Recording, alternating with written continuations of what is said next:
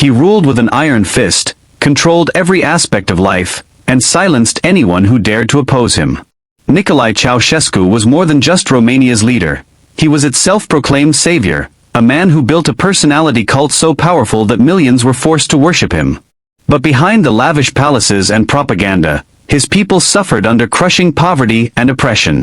As his paranoia grew, so did the anger of a nation. And then, in just a matter of days, the unthinkable happened. His empire collapsed, and his fate was sealed. How did a dictator who ruled for decades lose everything in an instant? And what shocking end awaited him? The man known to history as Nicolae Ceaușescu was born on the 26th of January 1918 in the small town of Scornăcești in the south of the Kingdom of Romania. He was effectively born on the front lines of the First World War, as Scornăcești lay near the border with Bulgaria, one of the central powers in the conflict and an enemy of Romania, though the Romanian government was already in the middle of negotiations to accept peace terms from Austria-Hungary and Bulgaria in early 1918. Russia's imminent withdrawal from the war having left Romania surrounded by its enemies. Nicolae's father was Andruda Ceaușescu. He came from a very modest family background of sheep farmers in southern Romania. He was a politically active individual who during Nicolae's youth supported the Peasants' Party, an agrarian socialist movement. Nicolae would absorb many of his father's political views, though it was a relationship fraught with difficulty in other ways. Common report from those who knew the Ceaușescu family in Scornăcești during Nicolae's youth was that his father was an alcoholic and physically violent towards his wife and children. Nicolae's mother was Alexandrina Ceaușescu, née Militaru. She came from a modest family as well, one with a history of having served in the Romanian revolutionary forces back in the days when Romanian nationalists were attempting to free themselves from Ottoman Turkish rule during the 19th century. Nicolae was her and Andruda's third child, two daughters, Nicolina and Marin, having been born in 1914 and 1916. There would be 6 further children, 4 boys and 2 girls, the youngest Ion born in 1932. Somewhat infamously, one of Nicolae's younger brothers was also named Nicolae, legend having it that their father had drunkenly given him the wrong name when he was being officially registered. Later the younger Nicolae adopted the name Andruda as his middle name to distinguish himself from his older brother. Nicolae would grow up during a period of mixed fortunes in the history of Romania. The regions of Moldavia and Wallachia, which make up much of Romania and Moldova today, had gradually obtained more independence from the declining Ottoman Empire in the mid-19th century.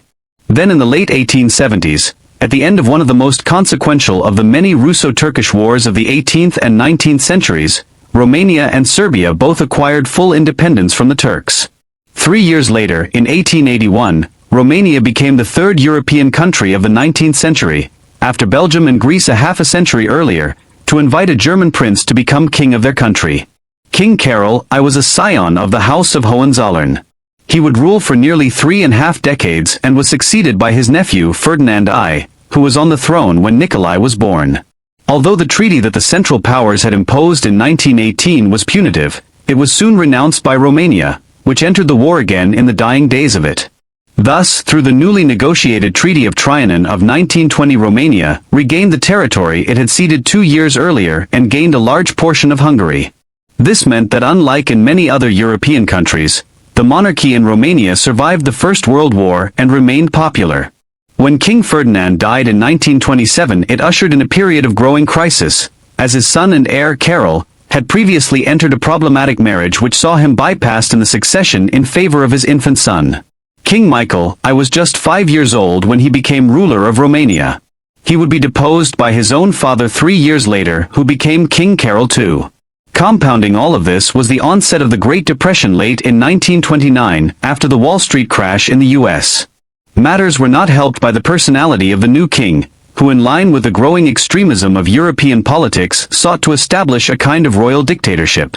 One key element of his repressive regime which would impact on the Ceaușescus was the crackdown on socialist movements by Carol II and his government in the 1930s.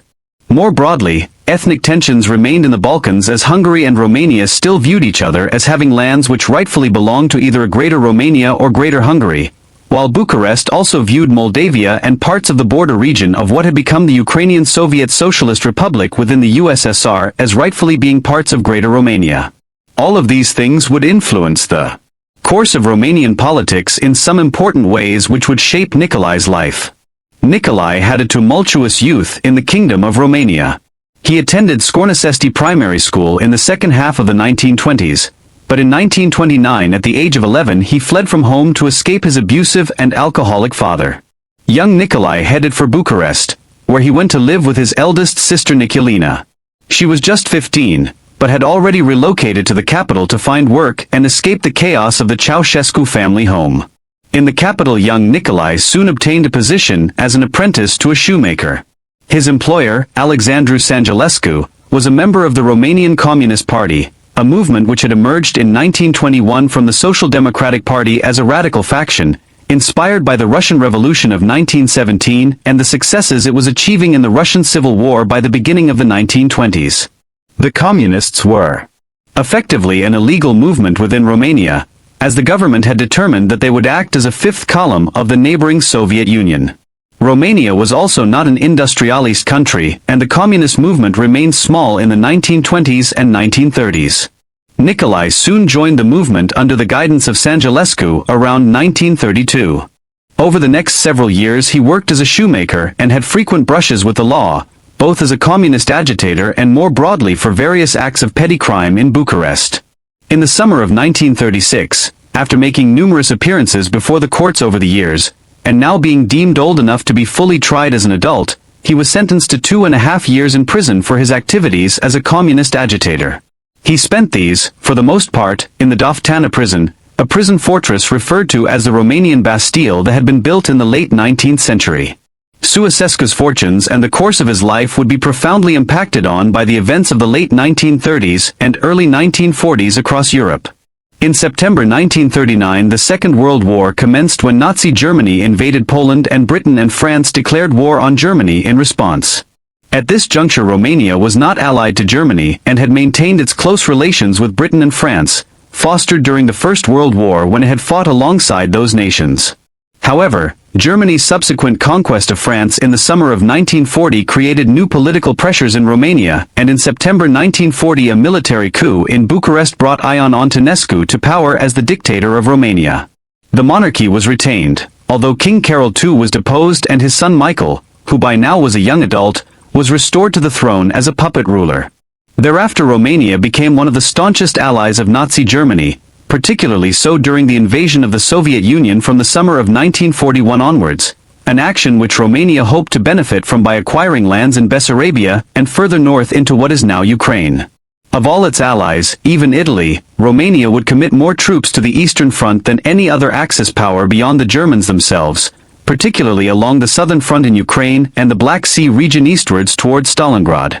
Antonescu's military regime was also extreme in its repressive and genocidal policies, not only persecuting the substantial Romanian Jewish population along Nazi lines, but also largely driving the concomitant genocide of the Romani and Sinti minorities. When the Second World War broke out, Ceaușescu was not long out of jail in Romania. He would not be free for long. In the months that followed he was still being observed by the state as a communist agitator. This took on additional significance in the context of Soviet expansion into the Moldavia region and the fear that Moscow intended to encroach further into Romania during the general crisis that was gripping Europe. The more hardline government under Antonescu began detaining communist suspects, and Ceaușescu would spend much of the years between 1940 and 1944 imprisoned by the right-wing military regime. This was in various detention facilities, many of them effectively concentration camps. One was especially important. In 1943 Nicolae was sent to Târgu Jiu internment camp and was imprisoned there in a cell alongside a certain Gheorghe Dej, a senior member of the Romanian communist movement. George Dej would be the communist ruler of Romania within a few years. Had Ceaușescu not been imprisoned with him, he would not have become his close political ally, and the world would probably have never heard of Nicolae Ceaușescu. Thus, while Nicolae spent much of the war in various detention centers, he left it with close ties to the future leadership of the country. In the end, communist agitators in Romania were not freed through events in the country, but as a result of the general progress of the war in Eastern Europe. After a period of immense success in the summer and autumn of 1941, the combined German, Romanian and Italian invasion of the Soviet Union had stalled in the winter of 1941. Stalemate ensued in 1942. Then, with victory for the Russians at the Battle of Stalingrad in early 1943, the Soviets began a massive counteroffensive. By 1944 they were progressing across a huge front in Belarus and Ukraine. Initial efforts were made to launch forays into Romania as early as March 1944 through the Black Sea. However, it was not until mid-August 1944 that the major Soviet offensive into Romania began. By then German resources were stretched thin as fronts had been established by the Allies all over Europe, and within days of the Russian incursion the regime began to collapse. King Michael, who had been little more than a puppet ruler under Antonescu, led a coup on the 23rd of August, and a few days later the Soviets began to occupy most of the major cities and towns. Sporadic fighting would continue for several weeks, but by late August 1944 the country was effectively under Soviet occupation. As this occurred, the communists of the country, who had always been a limited movement in a largely agricultural society, suddenly found themselves in a position of unprecedented power and leverage. A transitional period followed in which the monarchy was retained and elections were held as the country was rebuilt after the war, but in the final days of 1947 the monarchy was brought to an end and the Socialist Republic of Romania was brought into being as a communist regime within the Soviet bloc. Ceaușescu's personal life changed in the immediate aftermath of the war in ways which would impact on Romanian life too. Back in 1939, during his brief hiatus from being in prison around the start of the Second World War, Nicolae had begun a relationship with a woman by the name of Elena Petrescu, a woman from a peasant family who like him had moved to Bucharest at a young age and found work as an assistant in a laboratory there. She joined the Communist Party in the late 1930s, and it was through mutual connections that they met. Their relationship survived through infrequent meetings during the times Nicolae was free over the next half a decade. On the 23rd of December 1946 they finally married. They would have 3 children, 2 sons and 2 daughters, Valentin born in 1948, Zoya in 1949 and Nicu in 1951. Elena would become heavily involved in Romanian politics after her husband's ascent, as did many members of Nicolae's extended family, including his many siblings. Over time the Ceaușescu's regime would come to be viewed as something of a family kleptocracy. Ceaușescu's political career immediately began to take off in the post-war years. Although the communist seizure of power was transitional during the Soviet occupation of the country from the autumn of 1944 onwards, when the Socialist Republic was formed after the abolition of the monarchy in late 1947, the first head of state was Constantine Ion Parhan, but real power rested in the hands of Ceaușescu's mentor, George Dej, as General Secretary of the Romanian Communist Party. George Dej would hold that position until 1965 and Ceaușescu would ascend under his rule accordingly. This was generally a period in which dividing lines were drawn within Romanian communism, with 2 different factions emerging, the Muscovites and anti-Muscovites as they were known in Romania. This refers to those who favored a strong alliance with the Soviet Union and those who believed Romania should seek a more independent path in the way Josip Broz Tito was moving, as head of communist Yugoslavia. The Muscovite anti-Muscovite split would be a feature of Romanian communism for decades to come and would be a major issue during the first years of Ceaușescu's time as leader of the country. Ceaușescu enjoyed a rapid ascent through the ranks of the communist movement in Romania in the 1940s and early 1950s.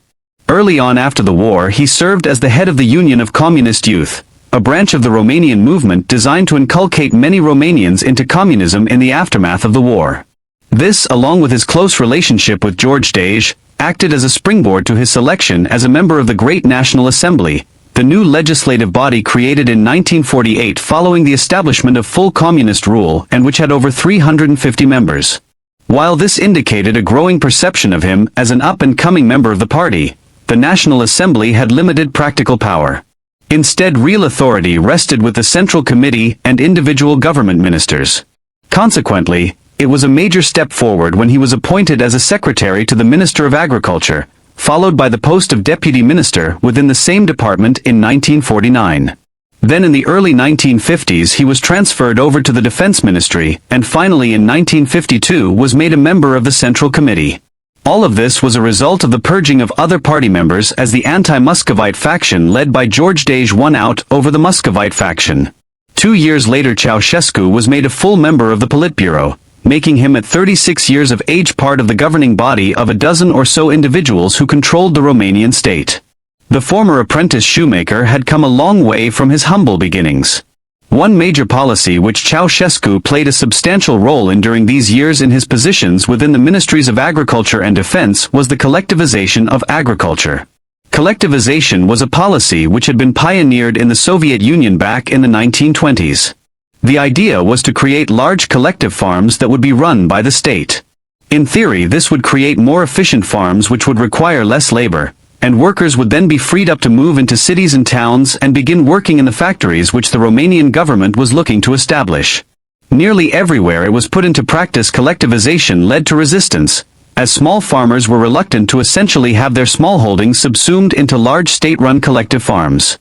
In his role as Secretary and Deputy Minister within the Agriculture Department in the late 1940s, Ceaușescu was involved in planning the collectivization strategy, which was eventually launched in 1949. Then in the 1950s, in his role within the security services and as a member of the Politburo, he oversaw its often violent implementation, particularly so in the late 1950s, at which time the government had to resort to mass arrests of tens of thousands of peasants to get them to accept the radical changes that were being insisted on. Collectivization was successfully achieved by the mid-1960s, and increased industrialization followed, but at a price in terms of the violence it engendered in Romanian society. Ceaușescu's career and life were nearly cut short on the 4th of November 1957. That day he and several other senior Romanian communist officials were traveling on board a small Russian Ilyushin plane to Moscow as a delegation for their country to the 40th anniversary celebrations of the Russian Revolution of 1917, when the plane crashed near the runway at Vnukovo Airport in the Russian capital. Ceaușescu and several others escaped with some serious injuries, while one member of the Romanian delegation was killed. It is important in assessing Ceaușescu's later approach to the Soviet Union that few people at the time believed this crash to be entirely accidental. George Dej had already begun to take a more independent line from Moscow by 1957, and he was supposed to have been on the plane, only pulling out at the last minute. To many it appeared as though the Soviets had planned the accident to get rid of the Romanian leader. Although he survived this incident, within a few years George Dej was suffering from lung cancer. He died on the 19th of March 1965. By that time Ceaușescu had risen to a high position within the regime, but he was far from being considered the clear successor to his former mentor. Instead, a power struggle ensued in which figures like Gheorghe Apostol, the vice president of the Council of Ministers, vied for control of the government. In the end, Ceaușescu emerged as the new general secretary of the Romanian Communist Party, almost as much because he was a compromise candidate amongst the rival factions as owing to his own support base. Ceaușescu had risen to become the head of the communist state in Romania by the late spring of 1965 as general secretary of the party. Still, it remained to be seen exactly what kind of leader he would be. Not all communist leaders between the 1940s and 1980s across Eastern and Central Europe were autocratic dictators where one man ran the state. There were many cases where considerable collegiality between a group of politicians prevailed. Ceaușescu's own predecessor, George Dej, was a powerful figure, though not all-powerful, while the post-Stalin era in Russia had seen the development of considerable collegiality and sharing of power within the Politburo in Moscow.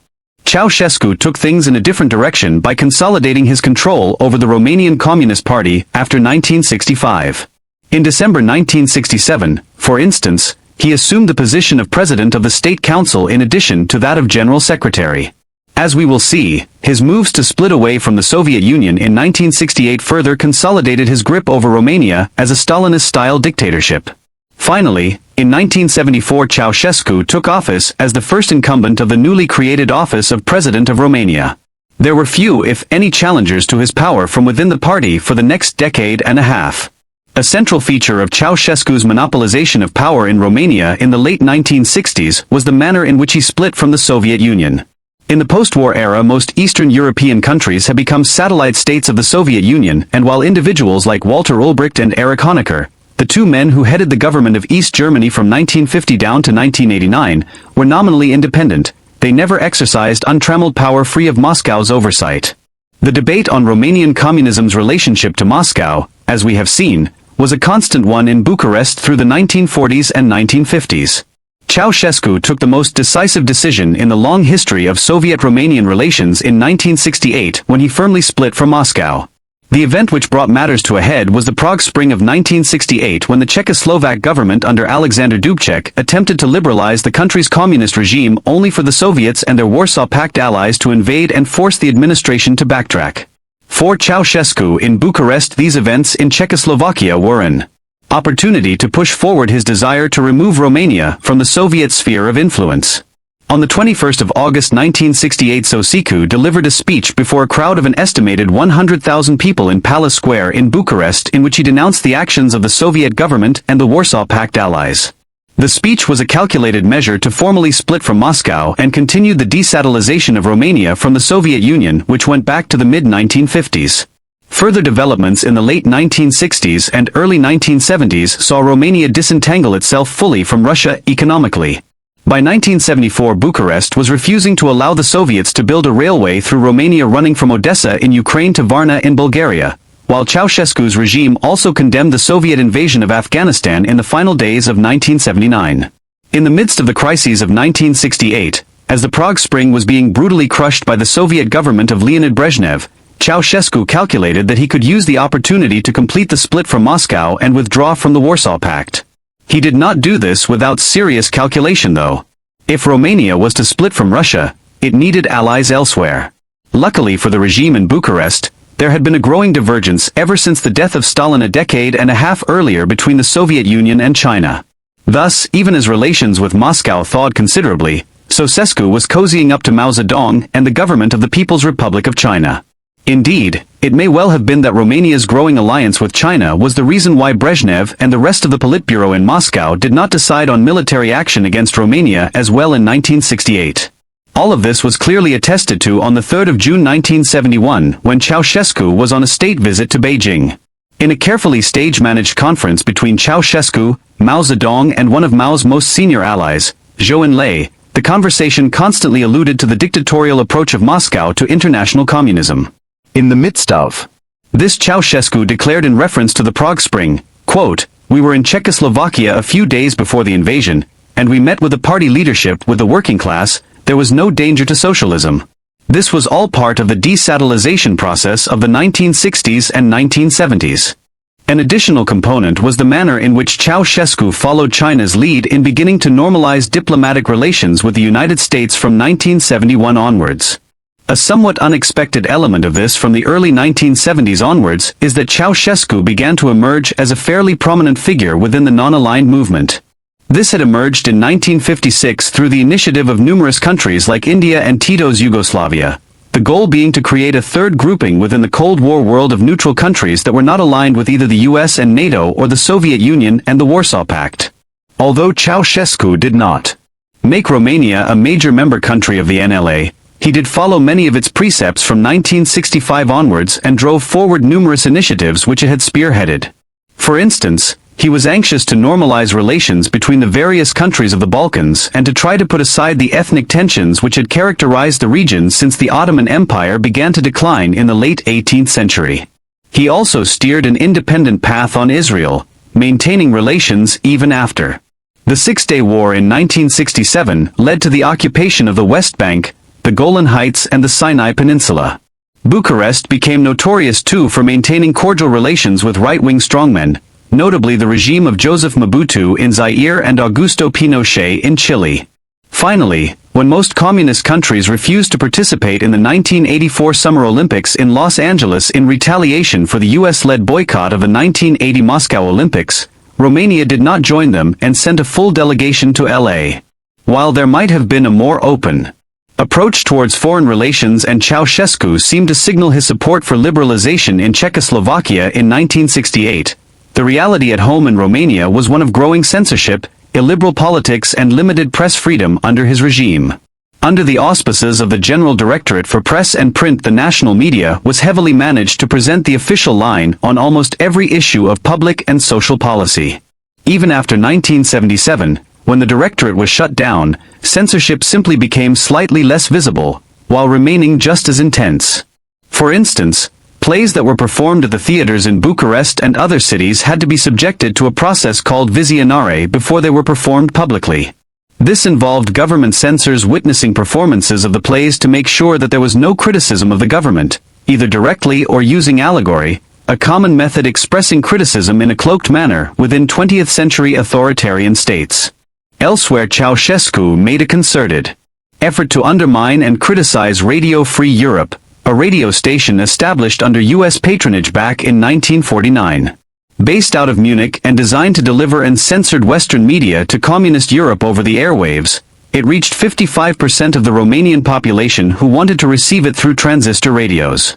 Romania became a major object of criticism for Radio Free Europe in the 1970s and 1980s, something which led to Ceaușescu's regime launching a general campaign against the radio media in response. There were very few areas of Romanian public life that did not experience censorship of one kind or another. This was not simply a concerted policy of stifling. It was backed up with coercive instruments of the state. During the Ceaușescu era, this was spearheaded by the Securitate. The Departamental Securitate Statului, or Department State Security, had been founded as a state secret police force in Romania in 1948, not long after the communists claimed complete control over the country. By the early 1950s, the size of the Securitate had increased to over 20,000 staff, with many being individuals embedded in large factories and informers within local communities. Thus, the institution was already very sizable and powerful long before Ceaușescu came to power. But under the new dictator from 1965, it became one of the most Orwellian secret police forces in modern history. Ceaușescu used it for all manner of activities, with different branches being established as paramilitary units, censorship units, conventional military and policing units, and to oversee everything from the issuance of passports to collecting intelligence on any foreign visitors to Romania. At its height in the 1980s, there were 500,000 people working for the Securitate in one form or another, whether as staff or local informants. Hence, if you walk down the streets of Bucharest in 1985, on average 1 out of every 40 people that you passed was working for Securitate in some fashion. While Securitate was not responsible for committing Stalin-era crimes of the kind which the NKVD did in the Soviet Union in the 1930s and 1940s, it still functioned in many ways which would classify Romania as a police state. It also engaged in frequent efforts to undermine Radio Free Europe and was probably behind the bombing of their offices in Munich in 1981. The Securitate was hardly an organization that was above reproach in its purity when it came to official conduct within Romania itself. Many senior members of the Securitate were highly corrupt. Indeed, the entire Ceaușescu regime was. It embedded institutional corruption and bribery into Romanian public life in a way which many observers claim is still impacting on Romania's political culture 3.5 decades later. Romania recently scored less than 2.5 out of 10 on an international evaluation of how effective its anti-corruption measures are. Ceaușescu and his extended family were front and center to the process of purloining money from the state in the 1970s and 1980s. Perhaps the most unusual incident in all of this was the revelation back in 2014 with the declassification of official records from the 1980s that six-figure sums of money had been regularly paid to Securitate officers in Romania using the Swedish furniture manufacturer IKEA as a means of laundering the money internationally before sending it back to Romania into the hands of Ceaușescu's many henchmen within the secret police. Towering above all this press censorship, secret police repression and corruption was the other obligatory element of life for any 20th century strongman or dictator, a cult of personality. By the time Ceaușescu came to power in the second half of the 1960s, there were no shortage of totalitarian leadership cults across the communist world for him to take inspiration from, be it Stalin, Mao in China, Kim Il-sung in North Korea, or his friend Mobutu in Zaire. Ceaușescu copied all of these. Statues of him soon adorned public places in Bucharest and other cities. His face greeted Romanians on the stamps they used to post letters, while in schools children learned about the life story of their leader and his accomplishments, with Nicolae often being referred to in quasi-celestial ways as a saint, genius or demiurge, a Gnostic term for the creator of the world. Unusually, this cult of leadership also began to extend to Ceaușescu's wife Elena as the regime went on, something rarely found to the same extent in other 20th century leadership cults. Another element of Ceaușescu's growing cult of personality was hugely influenced by the Cultural Revolution which Mao Zedong, leader of Communist China, had unleashed in the late 1960s in an effort to shore up his flagging power there after the disastrous Great Leap Forward policies of the late 1950s and early 1960s had led to the deaths of tens of millions of Chinese people through a man-made famine. Notwithstanding the waves of violence unleashed across China by the Red Guards of the Cultural Revolution, Ceaușescu sought to emulate Mao to some extent, delivering his July Theses, as they are known, in a speech before the Communist Party in July 1971. These were expanded and published the following November. Through them Ceaușescu sought to introduce a more rigorous form of Romanian communism and a purer ideology in the vein of the rhetoric Mao had been using for several years in China. Romanian intellectuals were to be challenged and cultural output was to be reorientated towards greater emphasis on communist values. One of the major consequences of this was a heightened form of Dacianism in the 1970s and 1980s, a movement which tried to emphasize the strength and power of the Kingdom of Dacia that had existed in Romania prior to the conquest of it by the Romans.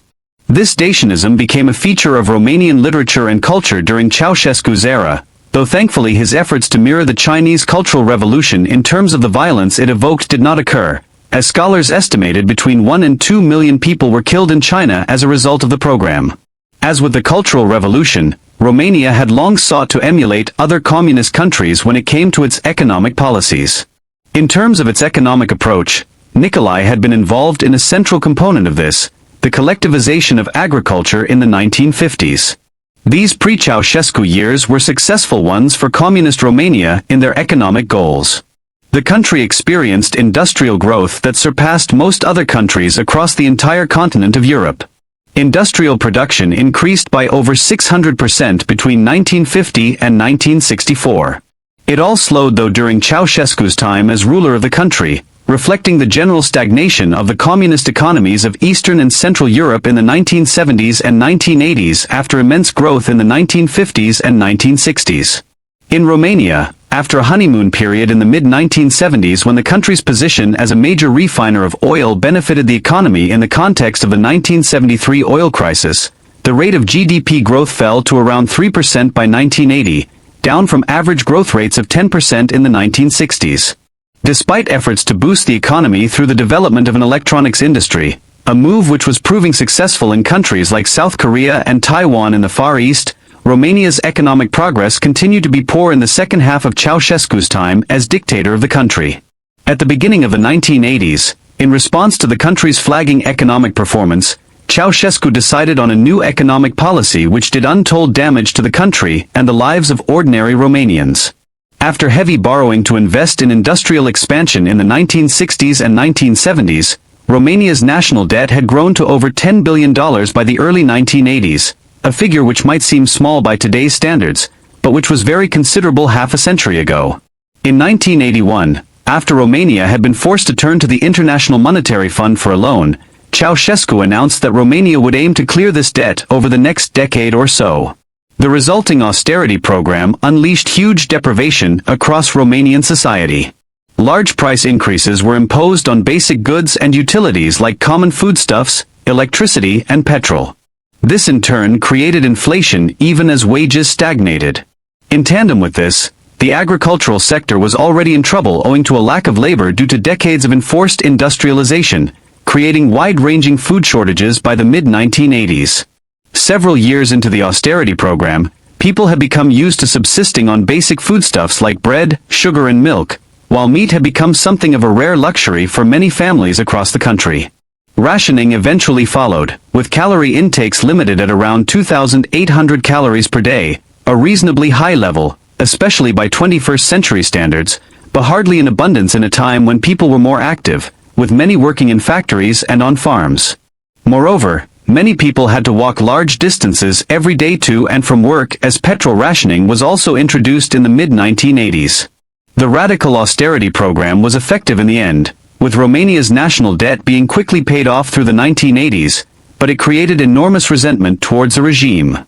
Ceaușescu's efforts to pay off the national debt were indicative of one of the key ways in which his regime became so oppressive. In theory, it was developed as a benign policy approach. What country, after all, wouldn't want to have its national debt eliminated? But in seeking to achieve this, he inflicted much suffering on the Romanian people. The same was true of Ceaușescu's approach towards the demography of Romania. Early on in his time as leader of the country, he became determined to increase the population of Romania. In fairness to him, Romania was and still is a relatively thinly populated European country. When he came to power in the mid-1960s, for example, the country's population was just around 19 million. Additionally, the rate of natural increase was declining year on year. Compare this with the fact that the population of Britain, the island which is almost exactly the same size as Romania, was 54 million in 1965. Many other countries like Germany and Poland had comparably higher populations than Romania too. Accordingly, Ceaușescu determined that the best way to advance Romania as a major European country was to grow the population. To that end, in 1967 Decree 770 had been passed. This was a harsh and almost total ban on both abortion and contraception, though exceptions were made in cases of a woman falling pregnant through rape or where the pregnancy threatened the mother's life. The decree had the intended effect, with a very substantial increase in the birth rate in Romania. The population rose towards 23 million people by the late 1980s.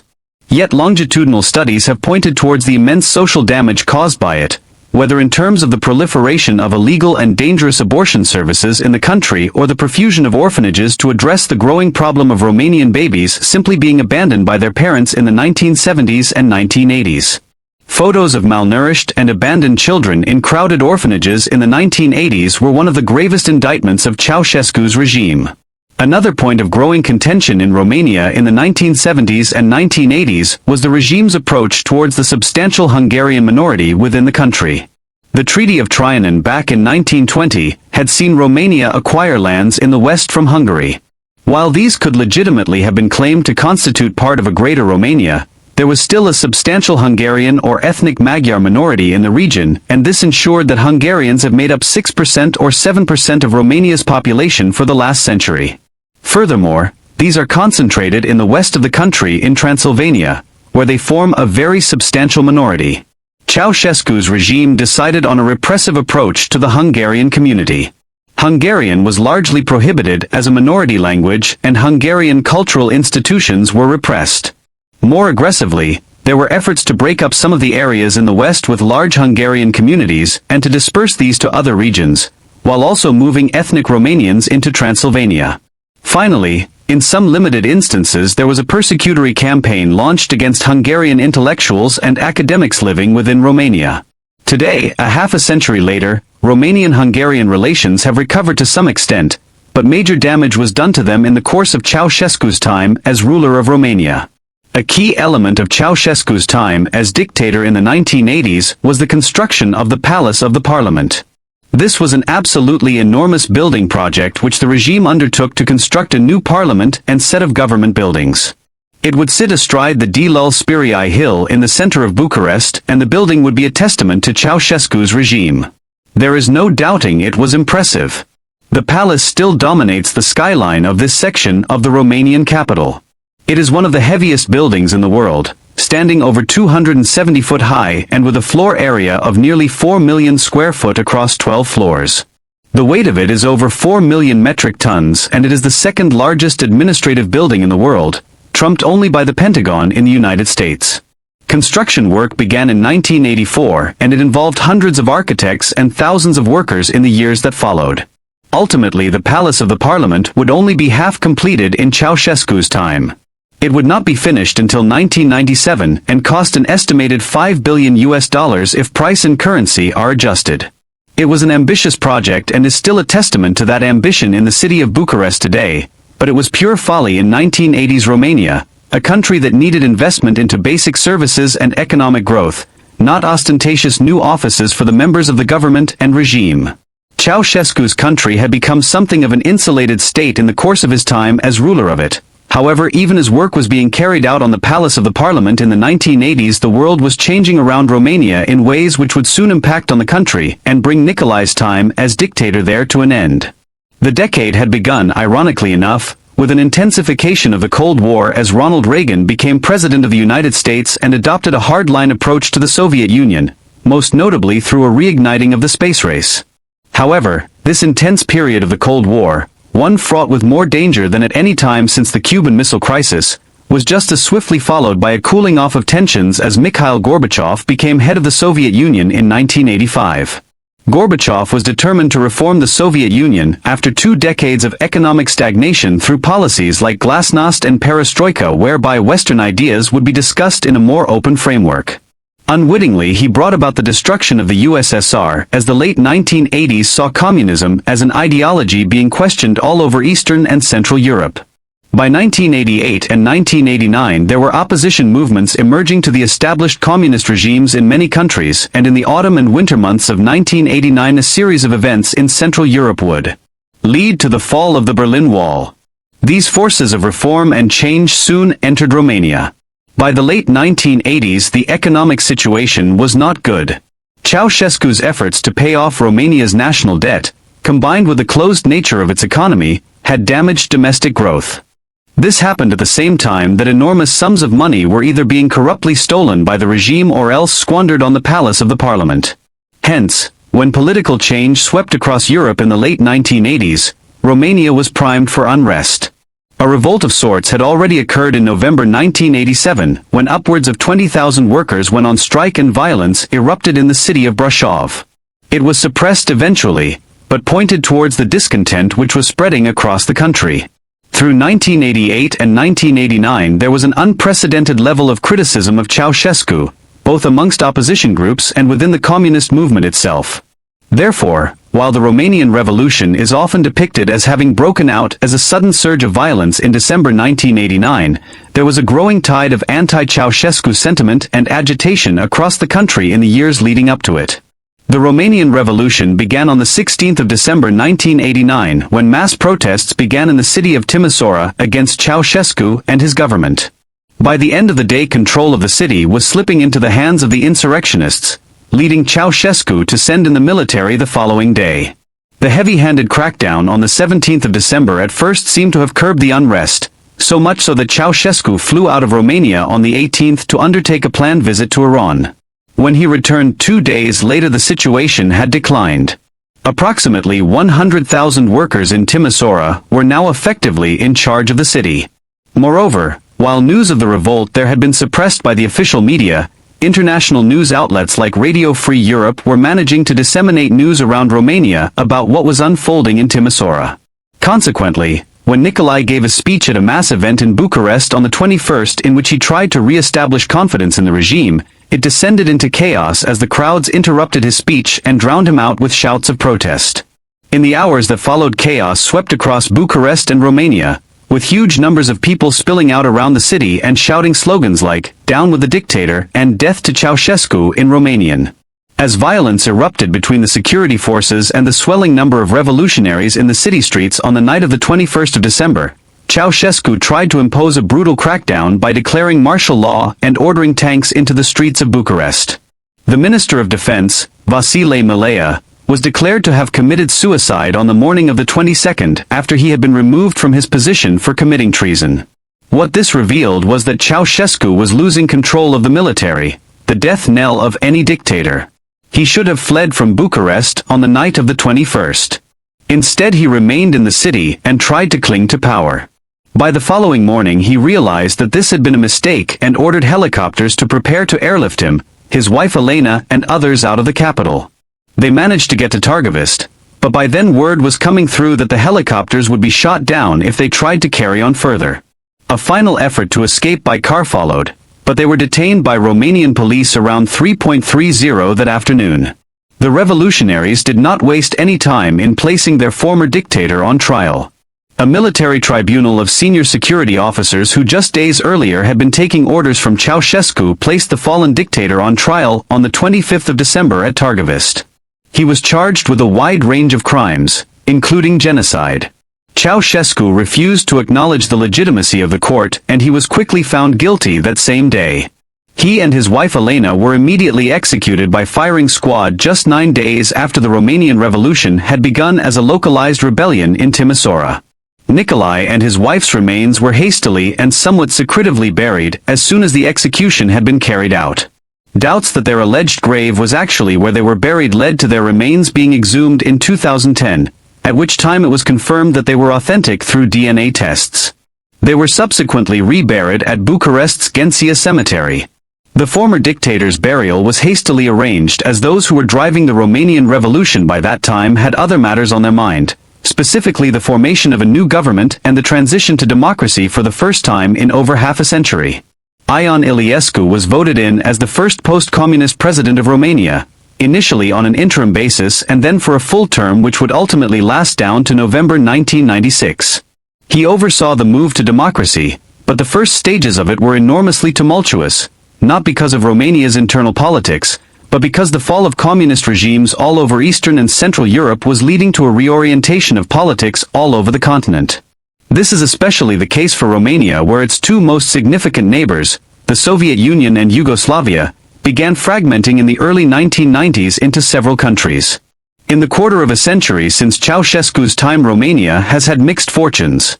It has successfully moved into the camp of democratic states within Europe, but it is far from perfect either. In particular, the culture of official corruption, which became so rife under Ceaușescu, has remained a feature of Romanian politics and society, and even in recent years the European Union has scolded Bucharest for continuous backsliding on reforming this. The country's politics and officialdom remain problematic in a number of other ways, but then this is common for most post-communist states in Europe where liberalism and political problems are common. On the other hand, Romania successfully applied for membership of the European Union following Ceaușescu's fall and joined along with Bulgaria in 2007. This has led to considerable economic improvement in the country, which has averaged annual GDP growth of 5% for much of the 21st century. Conversely, EU membership also opened up the gates to mass emigration from Romania to other parts of Europe, and where the country's population had reached a historic peak of 23 million right at the end of Ceaușescu's reign, it has fallen to below 19 million today, a considerable fall in a country which is one of the least densely populated countries in the entire continent, especially so for one with such a mild climate and large amounts of productive land. Nicolae Ceaușescu was unusual amongst the dictatorial rulers of Eastern and Central Europe towards the end of the Cold War in that he was not just removed from power, but was placed on trial and quickly found guilty and executed, along with his wife.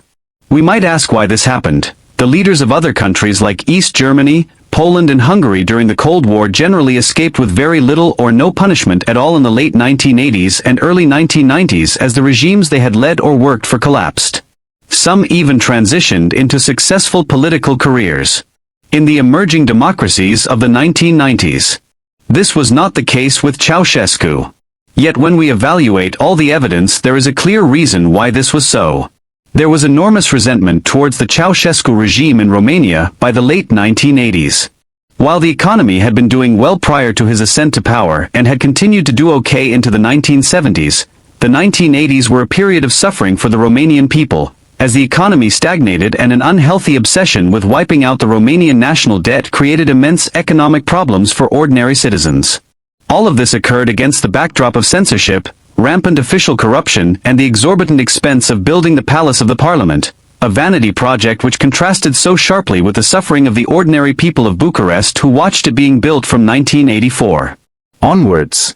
In the end, Ceaușescu's dictatorship was something of a textbook example of how a dictator should go about alienating the entire population of the country he rules to such an extent that they rise up and overthrow him. He had nobody but himself to blame. What do you think of Nicolae Ceaușescu? Was he the worst of the Cold War dictators to still be ruling a European country towards the end of the 1980s, or was his punishment in 1989 perhaps excessive when we consider what happened elsewhere as communism came to an end? Please let us know in the comments section, and in the meantime, thank you very much for watching. For decades, Nicolae Ceaușescu ruled Romania with absolute power, believing himself untouchable. But no dictatorship lasts forever. As his people starved and his paranoia grew, the cracks in his regime became too deep to ignore. The very citizens he once controlled rose against him, and in just a matter of days, his empire crumbled. Captured, tried, and executed in a swift and brutal fashion, Ceaușescu's fall was as shocking as his rule was oppressive. From a self-proclaimed savior to a hunted fugitive, his fate became a chilling reminder of what happens when power is built on fear, lies, and corruption. Imagine a 9-year-old boy ascending the throne of one of the most powerful kingdoms in the world. King Edward VI, the only son of the infamous Henry VIII, inherited the English crown at an age when most children are still learning to read. But his reign was anything but a fairy tale. Marked by ruthless political struggles and radical religious changes, Edward's short rule would shape the future of England forever. Yet, before he could truly establish his power, fate intervened. What led to his tragic downfall at just 15 years old? The man known to history as Edward Tudor was born at Hampton Court Palace in London on the 12th of October 1537. He was baptized by Archbishop Thomas Cranmer in the chapel of the palace on the 15th October and was proclaimed Duke of Cornwall. His father was an immense figure, Henry VIII, who ruled England for the better part of 40 years from his accession in 1509. He was the second Tudor monarch, the first to succeed to the throne, after Henry's father, Henry VII, largely usurped the crown from the Yorkist monarchs in 1485, the Tudors being a relatively obscure family of Welsh origin, with a tenuous claim to the throne of England. The frail basis for Tudor rule haunted Henry VIII. He needed to secure the line by siring a legitimate male child, and his efforts to do so would have enormous consequences, unleashing a torrent of political, religious, social and economic change across England in the process. Edward's mother was Jane Seymour. In 1536, at about 28 years of age, she was married to Henry. She was his third wife in an increasingly speedy succession of them throughout the 1530s, but unlike many of Henry's other wives, Jane was not murdered or simply discarded by the king, but rather she died on the 24th of October 1537, less than 2 weeks after giving birth to Edward, her first son. The birth was difficult, the labor lasting nearly 3 days and nights, and Jane never recovered, dying from complications. 12 days later, the world which Edward was born into was experiencing momentous change, and although the infant Edward would have been entirely unaware of the fact, much of that change was the direct result of his father's effort to produce Edward, a legitimate male heir.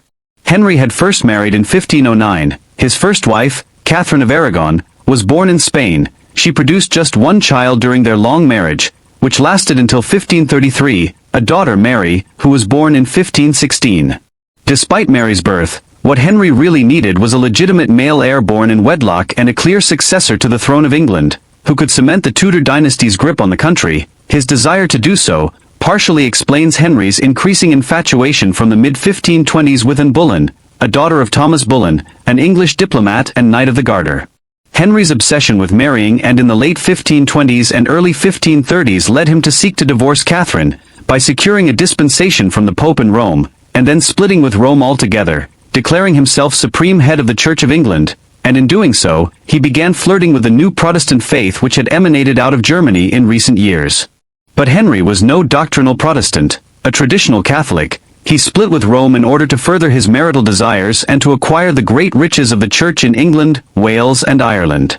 And so, having successfully split with the papacy, Henry quickly divorced Catherine in May 1533 and married Anne Boleyn 5 days later. Anne's reign as Queen of England lasted almost exactly 3 years. Her crime in the end was similar to Catherine's. A male heir did not result from the marriage.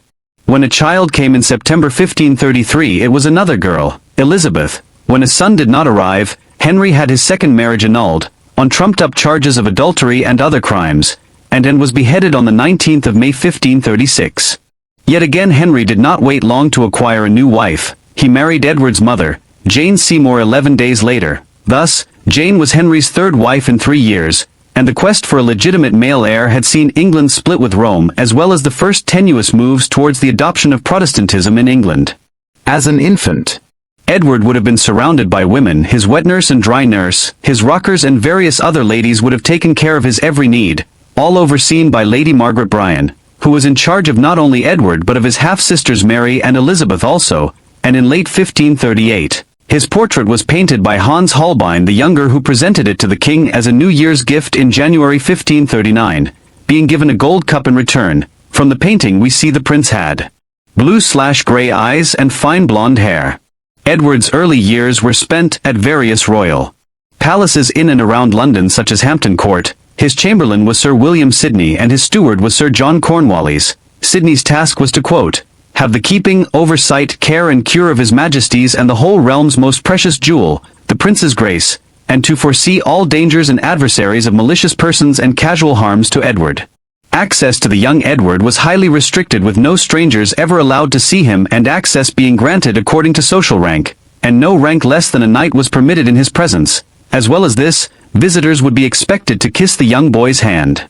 As his safety was paramount, To protect the young Edward further, his servants were banned from visiting London, in case they should bring back the plague. But overall, from Lady Bryan's writing it seems that Edward was a happy, healthy and very lively toddler. New apartments were built at Hampton Court Palace for the young Edward, complete with several different chambers and a dedicated kitchen and bathroom. However, as was the custom of the time, Edward lived apart from his father and visits would have been seen as special occasions. The court would travel around different houses according to which was seen as best for the time of year or occasion. But Hunsdon in Hertfordshire would have been one such house that would have been familiar to Edward, as he spent much time there with Lady Bryan as he was growing up. His education was entrusted into the hands of two men, Richard Cox and John Cheek. Cox was a senior tutor, the headmaster of Eton and a tough taskmaster who used stern discipline to educate his charges. The more significant, however, of Edward's tutors was Cheek. Appointed as the first Regius Professor of Greek at Cambridge University, Cheek was the greatest classical scholar of his day in England, who did much of the work of reviving the interest and scholarship of Greek classical writers in Tudor England. Under his tutelage, Edward began his education in Greek, Latin, grammar and philosophy. This was the standard curriculum of the new Renaissance humanist education, which had been developed in Italy in the 14th and 15th centuries, and which had spread to northern Europe in the early 16th century. Some of this involved reading works which would be familiar to any schoolchild today, such as the fables of the ancient Greek writer, Aesop, but also works by other more obscure classical writers such as the Roman poet, Dionysius and Cato. But most significantly, Edward would have been made familiar with the philosophical and political writings of the two foremost thinkers of ancient Greece, Plato and Aristotle, as well as learning the art of rhetoric, which all children of royal and noble birth learned through the writings of the Roman authors, Cicero and Quintilian. This was an education for a royal prince, given to prepare him to rule England for many years. We also know about Edward's friendship circle growing up. His closest friends were Henry and Charles Brandon, the sons of the first Duke of Suffolk. Charles Brandon was Henry VIII's closest friend throughout his lifetime. Two further childhood companions of Edward curiously hailed from Ireland. These were Thomas Butler, the future 10th Earl of Ormond, a great lordship in the south of the country, and Barnaby Fitzpatrick, the son of an Irish lord, who had recently accepted a title of English lordship from Henry VIII, in an effort which was being undertaken to anglicize the Irish lords by having them accept English titles of nobility. Butler and Fitzpatrick were in England to be raised as English gentlemen, who would return to Ireland as adults, and anglicize their lordships in the years ahead. While Edward was growing up, the world he inhabited continued to be destabilized by his father's actions. Despite having many of the trappings of a Renaissance prince, Henry VIII was a product of the Middle Ages, and viewed his most important role as being at war with England's ancient enemies, France and Scotland.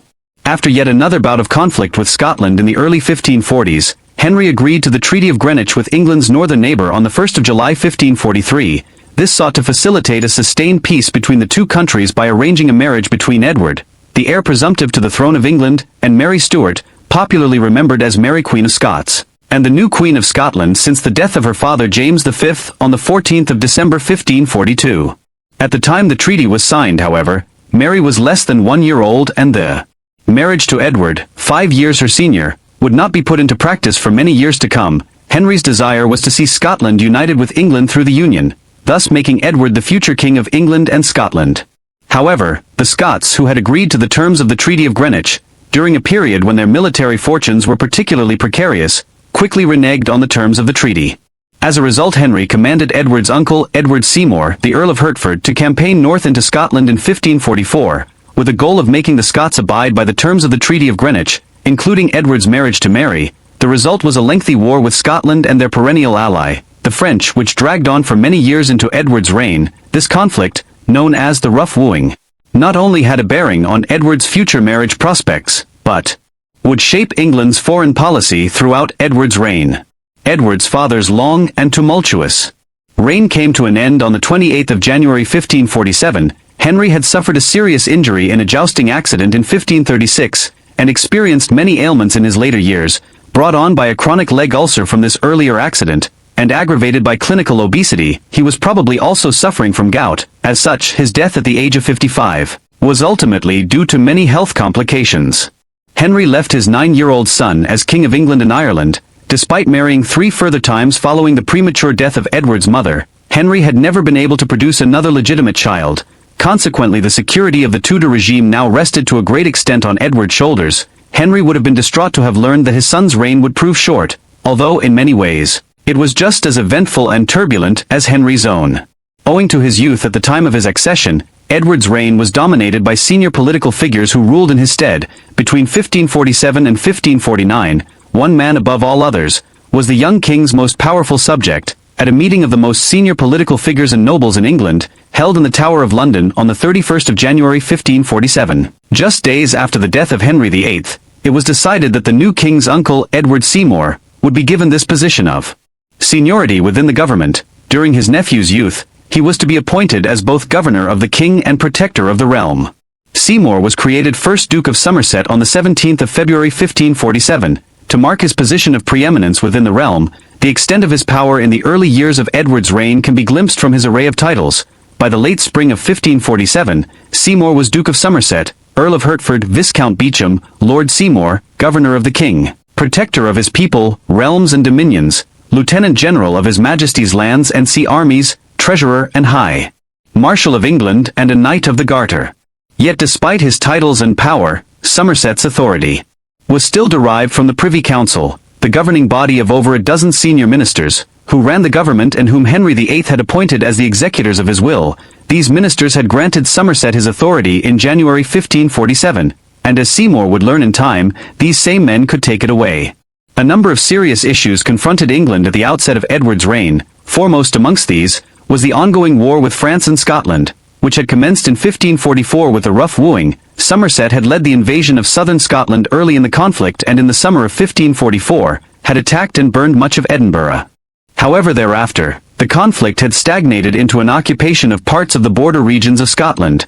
In France the English had, in 1544, taken control of the coastal city of Boulogne to add to the English possession of Calais. However, these English outposts in northern France had been under nearly continuous siege from the French in the years that followed.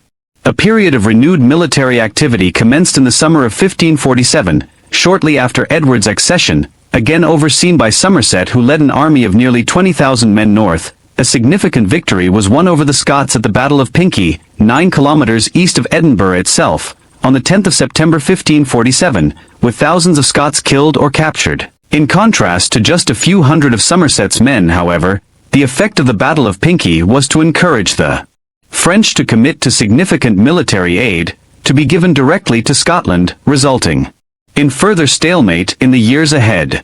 When peace was finally concluded in 1550 with France, with the Treaty of Boulogne, and with Scotland in 1551, through the Treaty of Narm, both sides effectively returned to their pre-war borders, and the proposed marriage of Edward and Mary Stuart, which had first provoked the war back in 1544, was abandoned, and even Boulogne, on which enormous amounts of money had been spent building elaborate fortifications between 1544 and 1550, was relinquished back to the French. Equally, Edward's government had inherited a rapidly shifting situation in the Second Tudor Kingdom, across the Irish Sea in Ireland, after years of neglect.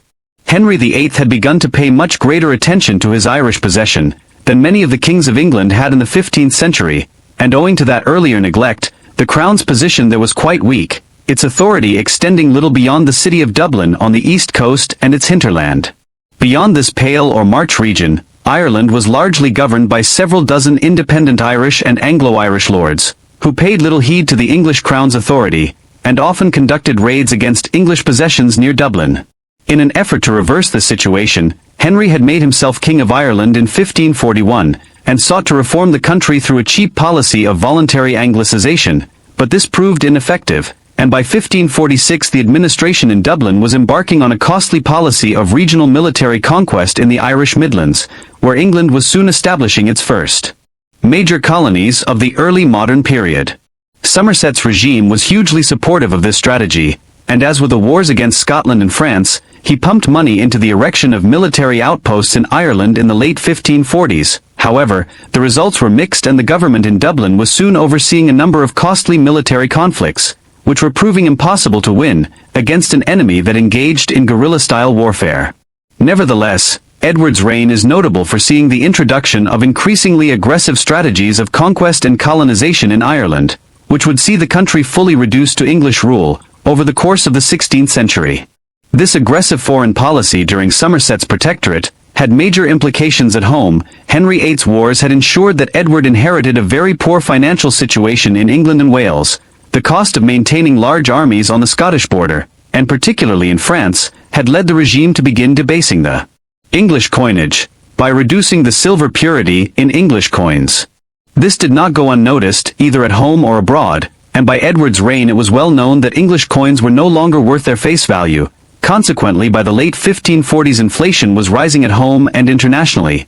The value of English sterling against other major currencies such as the Venetian ducat was declining considerably. Somerset's regime made some effort to address this problem, but the continuation of the wars until 1550 meant there was little that could be achieved by Somerset in this respect, and economic reform would have to wait until the early 1550s. More pressing was the issue of agrarian reform. The early 16th century witnessed the expansion of the enclosure movement, where landlords and major landholders were enclosing the common lands which had been available to peasants and farmers in every hamlet of England and Wales during the late Middle Ages. However, by the 1540s this process had accelerated to a point where it was creating considerable tensions between the landlord class and the commons, while illegal enclosures were now being created throughout England.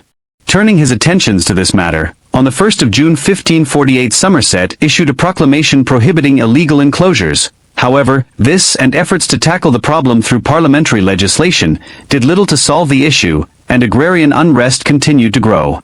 The most striking aspect of England's domestic policy during Somerset's tenure as Lord Protector, though, was unquestionably the religious policy introduced in Edward's name.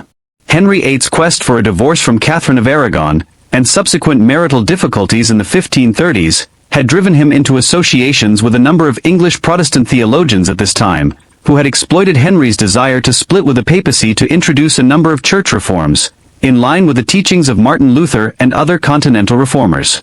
An English translation of the Bible produced by William Tyndale became the first Bible printed in English in 1535, removing the need for reliance on the Latin Bible, a core tenet of European Protestant reformers. In 1533 Thomas Cranmer, a prelate who had been to the fore in establishing the doctrinal and legal basis for Henry's divorce from Catherine of Aragon, was appointed as Archbishop of Canterbury. As the years passed, Cranmer, already a reformer, gradually shifted further towards a position of evangelical or radical Protestantism. Under Cranmer's oversight of the Church of England and the influence of Henry's chief minister in the 1530s, Thomas Cromwell, liturgical and doctrinal changes were introduced, such as the 10 Articles of 1536, and the Bishop's Book of 1537, which established many changes in how the people of England were to practice their faith in line with Protestant thinking. For instance, the 10 Articles established that images and iconography could continue to be used in English churches, but worship of images was now forbidden, while it was decreed that the concept of purgatory was biblically uncertain, and the notion of papal indulgences being able to rescue individuals from purgatory was dismissed as doctrinally unsound. Thus, Protestant reforms were being introduced in the 1530s, and yet Henry himself was no Protestant, and the 1540s had actually seen some rolling back of these earlier reforms. The beginning of Edward's reign now offered an opportunity for advanced Protestants such as Cranmer to introduce a much more wide-ranging set of religious reforms and fully establish the Protestant Reformation in England. During the late 1540s, under Cranmer's oversight, and with Somerset's patronage, English became the official language of religious services in England, Wales and Ireland. New liturgies were introduced which moved the Church closer to standard practice in the Reformed churches of Germany, Switzerland and elsewhere where Protestantism had taken hold. An Act of 1549 removed the prohibition on marriage for priests. Most significantly, the manner of worship and the physical appearance of churches throughout England were altered dramatically. In a wave of state-sponsored iconoclasm, religious images were stripped from church walls and altars, and the interior walls of churches were whitewashed to remove the trappings of wealth and ostentation, which had come to characterize the Mass under the influence of Rome. The vestments of priests and ministers were also reformed. Plain clothing, rather than the ornate robes of the priests of the Catholic Church, was now to be worn by the Anglican clergy. Finally, and most significantly, early in 1549 Cranmer oversaw the introduction of the Book of Common Prayer, a collection of prayer books for use in the new Anglican Church. This contained clear instructions for how the Mass was to be performed and how prayers should be offered throughout Edward's dominions. Further orders were given within it for the enactment of baptisms, confirmation, and marriage. All of the rites and orders outlined leaned heavily towards evangelical or radical Protestantism as it was being practiced amongst the second generation of Protestant reformers in Germany, Switzerland and the Low Countries, by the 1540s. Taken together, all of these measures amounted to a complete introduction of the Protestant Reformation throughout Edward's kingdoms between 1547 and 1549. This was unquestionably the most noteworthy development of Edward's entire reign. Cranmer had hailed Edward as a second Josias, and had hoped that the new king would see idolatry destroyed and images removed upon his accession in 1547. Such assertions do raise the question of where Edward's own religious inclinations lay. Was the Protestant Reformation which occurred in England in the late 1540s and continued into the 1550s, driven entirely by figures like Cranmer and Somerset, or was Edward a factor? Surprisingly, there is evidence that by the age of 11, Edward was showing clear signs of an adherence to radical, evangelical Protestantism. His writings from late 1548 exhibit personal denunciations of the Pope in Rome, and belief in tenets such as justification through faith, the Protestant maxim which held that individuals would attain salvation through God's grace alone, and that no measure such as prayer or purchasing of indulgences could be used to attain salvation. In the years ahead, Edward's household also became a regular resort for advanced evangelical Protestant ministers, who preached before the young king, had he lived into adulthood. Edward would unquestionably have been an advanced Protestant monarch. Viewed from the vantage point of the evangelicals within Edward's government, and the growing number of Protestants in and around the court, the religious reforms which had been undertaken during the first 2 years of Edward's reign were a resounding act of progress. But the wider country was not so happy. England was still an overwhelmingly Catholic country at the end of the 1540s, and beyond London and its surrounding region, as well as in some of the other major towns where Protestantism had taken hold amongst the gentry and merchant and professional classes, the reforms introduced by Edward's government and overseen by Cranmer met with fierce opposition. In the summer of 1549, this discontent found tangible expression as rebellions shook England. Around the time of his accession, Edward had begun keeping a chronicle of his life, effectively a diary, though a highly enlightening one, concerning how this child perceived events around him, in a kingdom of which he was king, but over which he did not yet exercise his own control. This chronicle covers the years from 1547 to 1552, and provides a striking entry relating to the unrest which erupted throughout England in the summer of 1549. The people began to rise in Wiltshire.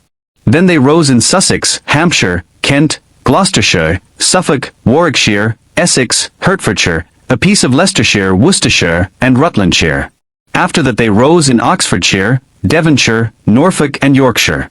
This was how the insurrections registered in the imagination of a child king, and it gives a succinct view of how extensive the unrest was. On the ground it was even more tumultuous. The two most prominent regional revolts were in Norfolk and the English West Country, but there had been some unrest in Cornwall as early as the spring of 1548, in opposition to the enclosures movement and the stripping of religious images from parish churches. This expanded the following summer into a general rebellion throughout Devon and Cornwall in response to the publication of the Book of Common Prayer and the liturgical and doctrinal changes it involved, combined with discontent about the declining economic situation throughout Edward's kingdoms, as inflation skyrocketed and the purchasing power of English coins declined dramatically. Eventually, after the rebels seized the town of Exeter, the Prayer Book Rebellion, as the revolt in the West Country has become known, was suppressed when Somerset sent a large military force into the southwest in July 1549. By the time it was fully suppressed in August, over 5,000 rebels had lost their lives. The revolt in the West Country mirrored others elsewhere in England in the summer of 1549, in being a popular revolt fueled by economic considerations, and sparked by the new measures to introduce Protestantism across the country. However, the rebellion was exceeded for significance by a revolt in East Anglia near London. In July 1549, rebels formed camps in Norfolk in opposition to landlords who had defied Somerset's efforts to limit the spread of enclosures. The insurrection was led by Robert Kett, a tanner from Windham, and has consequently become known as Kett's Rebellion. It happened on the 22nd of July, when Kett and his followers occupied Norwich, at the time the second largest city in England. At first Somerset attempted to placate the rebels. However, when his approach to the problem engendered severe opposition within the Privy Council, the Lord Protector sent the Earl of Warwick, John Dudley, north from London with an army of 14,000 men, including regiments of experienced German mercenaries, to suppress the revolt. The rebellion was finally crushed on the 27th of August at the Battle of Dussindale near Norwich. with the loss of the lives of about 3,000 rebels. Thus, the local revolts of the summer of 1549 had been suppressed by the early autumn. But the unrest was the most severe bout of civil disobedience England experienced during the 16th century, and the insurrections had seriously undermined Somerset's authority as head of Edward's government. The revolts added to a growing list of problems confronting the Lord Protector. Another complication facing Somerset had been created by a close family member. The Protector's younger brother, Thomas Seymour, had been seeking a greater role in the running of the kingdom from early in his nephew's reign. Somerset had tried to placate his ambitions with offices and appointment to the Privy Council, but Thomas aimed higher. Incredibly, his methods included bribing the impressionable young king to gain his adherence to Thomas's demands. In the spring of 1547, Seymour then married Henry VIII's widow and Edward's stepmother, Catherine Parr. This alone would have been enough of a controversy, but the situation escalated further still in the summer of 1548, when Catherine, who had fallen pregnant by that time, discovered Seymour embracing the Princess Elizabeth, Edward's half-sister and the daughter of Anne Boleyn. The princess was only 14 at the time. Subsequently, when Catherine died in September 1548, after complications from childbirth, Seymour seems to have developed intentions to then marry the king's half-sister, thus potentially placing him in line to become consort to a possible future queen. However, before his plan could fully materialize, Seymour's activities became public knowledge. Outraged, the Privy Council had Thomas arrested in January 1549. He was tried on various charges of misconduct, including manipulation of the king, and was eventually sentenced to death and beheaded on the 20th of March 1549. Although Somerset had not been involved in his brother's machinations, and had tried to prevent his worst conduct, the whole affair had further damaged Somerset's authority as head of the minority government. The combination of all these scandals and unrest was ebbing support for Somerset, compounded by reversals in fortunes in the wars with France and Scotland, as the French commenced a further attack on England's outposts in France at Calais and Boulogne in 1549. Moreover, the near-continuous wars in the north, on the continent and in Ireland, had stretched the finances of Edward's government to breaking point. Consequently, in the course of 1549, support for Somerset's leadership simply began to melt away, as the country lurched from one crisis to another.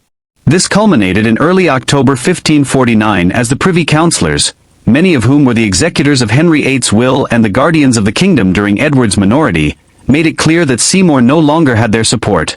In response, Somerset absconded with the king to Windsor Castle on the 6th of October, trusting in the belief that if he had custody of Edward, he might retain his position of preeminence within the government. Edward himself recounted the events in his Chronicle.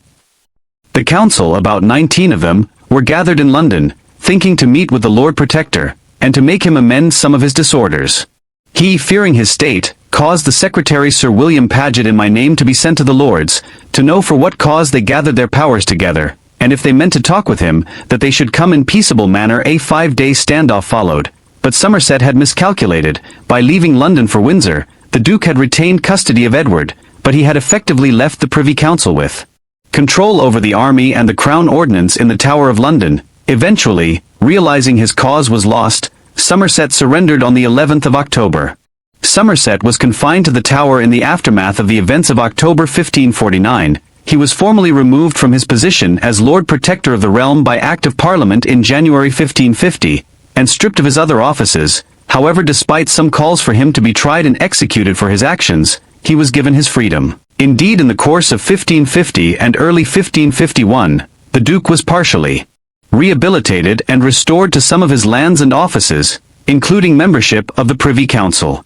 Nevertheless, doubts about his intentions were never fully allayed, and in October 1551 he was arrested on suspicion of plotting a new rebellion against the council. These later accusations were almost certainly fictitious, but they were enough to do away with Somerset permanently. In December he was tried and found guilty of felony, and he was executed on Tower Hill on the 22nd of January 1552. In the immediate aftermath of Somerset's attempts to retain control of the government in the autumn of 1549, power had once again devolved to the collective authority of the Privy Council. A power struggle amongst the varying factions within that body played out over the winter of 1549, largely between a religiously conservative grouping and a group of Reformed Protestant councillors. The latter would eventually win out, and in the process one of their members emerged as the new head of the government during Edward's minority. This was the Earl of Warwick, John Dudley, a Privy Councillor and the Lord Great Chamberlain of England, who had risen to become one of the foremost political figures in England on the back of his military service as governor of Boulogne in France in the mid-1540s. In February 1550, Dudley's role as successor to Somerset as head of the government was affirmed, when he was granted the title of President of the Privy Council. His preeminent status amongst the English nobility was subsequently affirmed on the 11th of October 1551, when he was created first Duke of Northumberland. Despite his rise to this office, Northumberland would never hold as much authority as Somerset had between 1547 and 1549.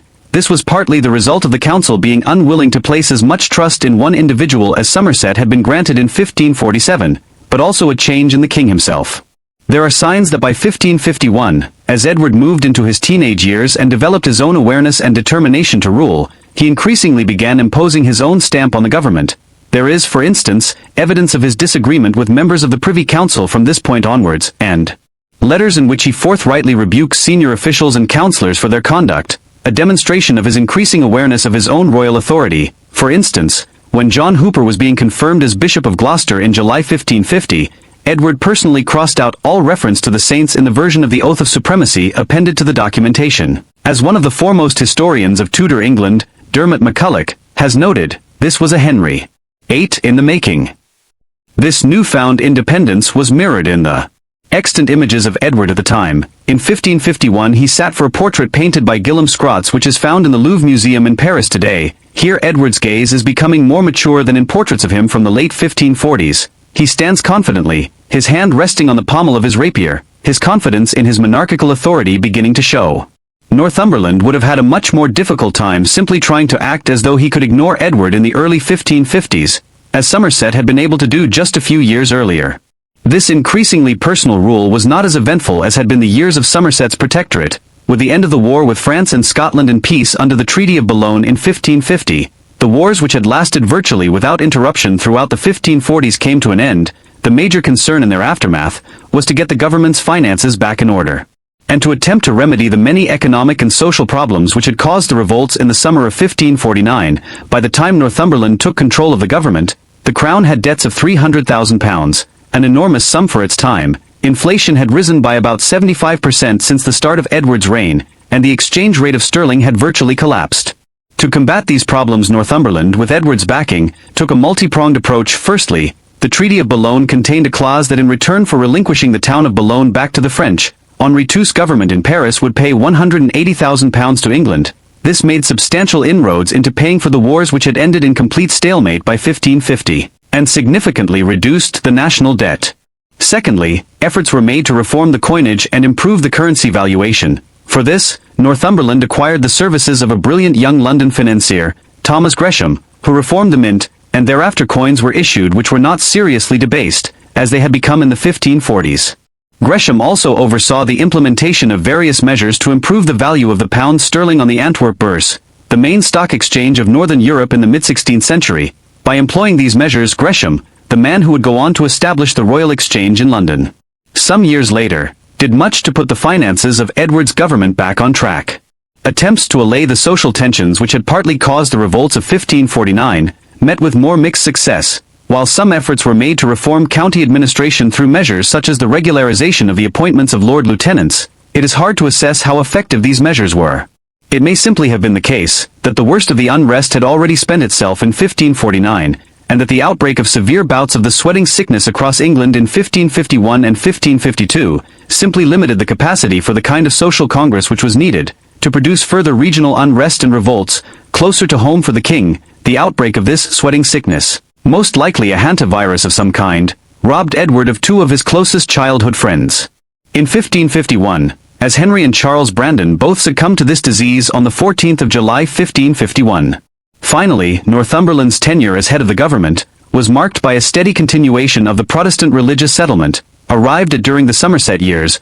As Edward matured into adolescence, it was increasingly clear that the radical Protestantism which had characterized the early part of his reign was not something which had been foisted on an impressionable king by his elder advisers. By the early 1550s, it was evident that the young king was a committed Protestant, with perhaps Puritan leanings, and that England under his rule would follow on the course Cranmer and his associates had set it on, in the late 1540s. Northumberland was no radical evangelical Protestant, but but he was acutely aware that Edward would attain his majority in October 1555 when he turned 18. If Dudley wished to occupy a major place in the adult king's government, he would need to further Edward's aims of radical church reform. Accordingly, in an effort to appeal to Edward's religious sensibilities, Northumberland became a backer of evangelical Protestants. Dudley promoted religious radicals such as John Hooper and John Ponnet to the bishoprics of Gloucester and Rochester. In 1552, a new version of the Book of Common Prayer was issued, this one rejecting the doctrine of transubstantiation, in line with the most current continental Protestant beliefs. Fresh doctrinal articles were issued in 1553, which denied the existence of purgatory, in line with the thinking of Jean Calvin in his Institutes of the Christian Religion and the writings of other reformers. Perhaps most eye-catchingly, in the summer of 1553, an offer had been extended to appoint Philip Melanchthon as Regius Professor of Divinity at Cambridge University. Melanchthon was one of the foremost Protestant Reformation leaders of his day, and was second only to Martin Luther in the hierarchy of early German reformers. In the end, he never took up the post at Cambridge, but the fact that his appointment was nearly made is a striking statement concerning the drift of religious policy in England towards advanced evangelical Protestantism. During the years of Northumberland's primacy within the government, Edward's court was also becoming a hub for Renaissance learning during the years of Northumberland's ascendancy, continuing the tradition established by Edward's father. This would also flourish during the long reign of his sister Elizabeth, and one individual who was prominent in this regard was William Thomas, a Welshman who had spent several years in Italy, had returned to England to take up a position of clerk of the Privy Council, and during Edward's reign he introduced, second-hand, the writings of the Florentine political writer, Niccolò Machiavelli, into England, including his infamous work, The Prince. Guillaume Scrots was the established court painter under Edward, and his portraits of the king and other senior nobles there exemplify the latest Mannerist style of European painters. Perhaps most striking was the patronage afforded to Robert Record, a Welsh mathematician and proto-scientist, who would some years later invent the equal sign, while his invention of mathematical and navigational devices made significant contributions to early English colonial activity, in allowing for more sophisticated maritime navigation and map-making. Such innovations in instrumentation, map-making and scientific inquiry were particularly timely. The final years of Edward's reign saw some of the first drives to expand England's overseas activity, as the first colonies established by the Tudors in Ireland were established under Somerset's regime, but more elaborate initiatives were beginning to be conceived and executed. In 1551, 1552 and 1553, with the encouragement of Edward's government, Thomas Wyndham made 3 voyages to Africa, twice to Morocco and finally to the Gold Coast of Africa, in what might well have been the first English voyage ever to the Gulf of Guinea. In 1553 Stephen Burrough also became the first English navigator to reach the White Sea north of Russia. Burrough was backed by a group of London merchants whose goal was to find a northeast passage to China through the Arctic. They would fail in this endeavor, but they did establish trade and political ties with a nascent Russian state, and set up the Muscovy Company, which would operate until 1917, a major legacy of the overseas exploration and trade initiatives which Edward's government was sponsoring in the early 1550s. Back at home though, Edward was coming ever closer to attaining his majority. In advance of this, one of the singularly most important decisions for the king had been reached in 1551, following the establishment of peace with France in 1550, negotiations opened to establish a marriage alliance between the newly at peace nations, specifically for Edward to marry Elizabeth, the 6-year-old daughter of King Henri II of France. In the early summer of 1551, the Bishop of Ely and the Marquis of Northampton had been dispatched to France to begin negotiations. The French king was presented with the Order of the Garter, the highest chivalric order awarded in England, and the terms of a marriage agreement were worked out. Then a month later Jacques d'Albon, Marquis de Fronsac, arrived in England, where Edward was made a member of the French Order of St. Michael, and the terms of the marriage were finalized. Elizabeth would bring with her a dowry of 200,000 crowns, a significant sum, and the marriage agreement would only be finalized when Elizabeth turned 12 years of age. Thus, Edward would not marry until 1557 at the earliest, but in the summer of 1551 it had been agreed it would be to the daughter of the French king, perhaps allaying somewhat the chance of further conflict between England and France.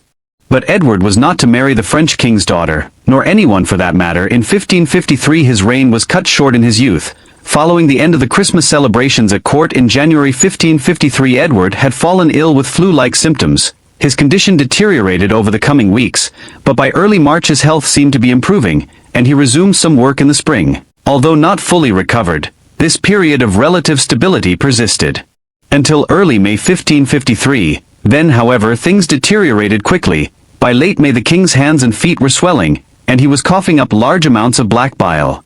Historians have only been able to speculate as to the cause of Edward's illness and eventual death. Some have argued that he had contracted tuberculosis late in 1552, and this began to manifest itself the following spring, while others have suggested that he developed a chronic lung infection associated with a flu he developed in early 1553, and that he was also suffering from septicemia, with kidney failure.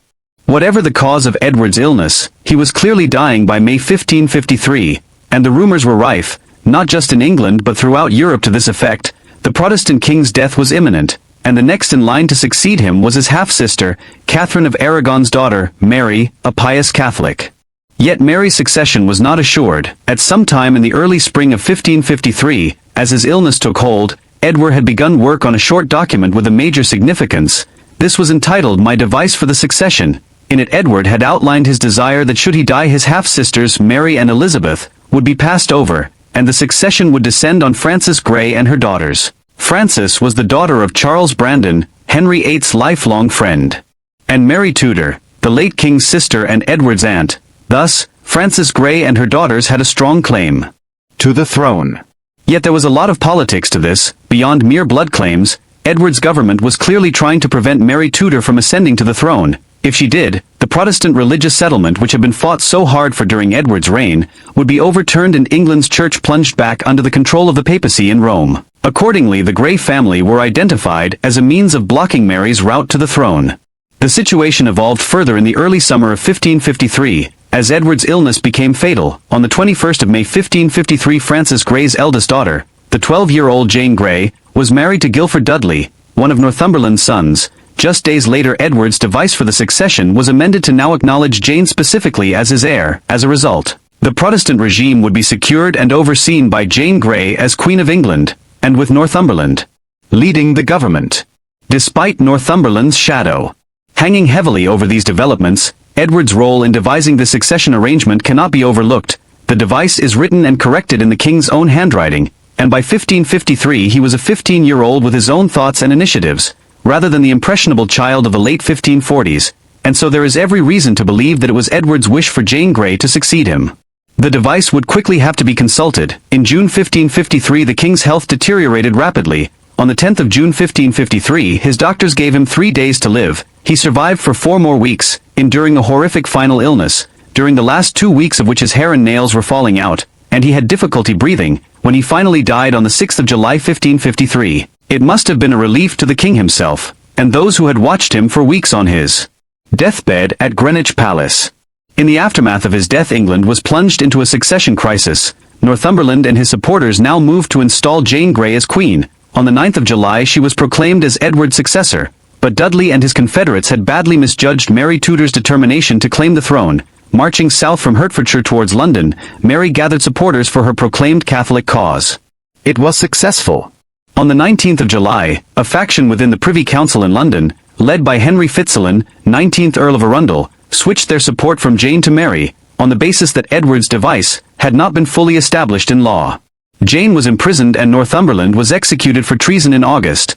Jane suffered a similar fate the following year, just as Catholicism was being restored across England under Mary's rule. Consequently, the succession of Mary, which Edward had strived to prevent, ultimately resulted from Edward's death in 1553. Edward VI lived a short and somewhat tragic life. He was the legitimate male heir which his father Henry VIII had torn England apart trying to produce. He never knew his mother, who died owing to complications associated with his birth. Consequently, when his father also died in early 1547, Edward became King of England and Ireland at just 9 years of age. His youth ensured that his short reign was dominated by caretaker governments, led first by his uncle, the Duke of Somerset, until late 1549, and then the Duke of Northumberland from early 1550, until Edward's premature and ghastly death in the summer of 1553. While his short reign did not allow for Edward to rule the Tudor dominions in his own right, it was nevertheless a highly significant kingship. During Edward's tenure, England moved fully from a country which had flirted with Protestantism under Henry VIII, to a country which adopted radical, evangelical Protestantism fully. The altars of churches throughout England and Wales were stripped, the walls were reduced to bare limestone, and the Mass was practiced in English, according to doctrinal and liturgical practices advocated for by Luther, Calvin, Melanchthon and other continental reformers. Peace was also brought about with the French in 1550, and a marriage alliance between England and France had been negotiated. Finally, in Ireland, a program of conquest and colonization had been initiated in the late 1540s, which would eventually see the country conquered and fully incorporated into the English state by the early 17th century, while a number of overseas exploration initiatives to Russia and Africa in the early 1550s show that the state was taking a much greater interest in overseas exploration during the last years of Edward's brief rule. The boy king's reign was full of significance. And yet ultimately Edward VI's years as king of England and Ireland leaves more questions than answers. What kind of ruler would Edward have become had he lived to become an adult? Would he have lived up to the many expectations had of him, and governed England as it began its long journey towards empire, or would he have become a despotic tyrant like his father turned into later in his life? These are questions which no assessment of Edward's actual reign can answer. What do you think of Edward VI? Was he merely a pawn of figures like Somerset and Northumberland who ruled England in his place, or was he a strong figure, who shaped the enormous changes which occurred across the Tudor realms during his short reign? Please let us know in the comments section, and in the meantime, thank you very much for watching.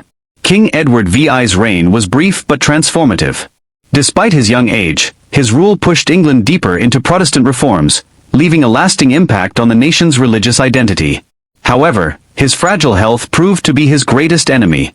At just 15 years old, Edward succumbed to illness, leaving behind a power vacuum that would plunge England into chaos. His untimely death not only ended the Tudor dynasty's only male heir but also set the stage for one of the most dramatic succession crises in English history.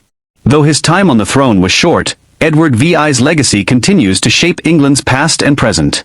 A solitary figure walks through the misty streets of Turin, his mind a storm of brilliance and madness.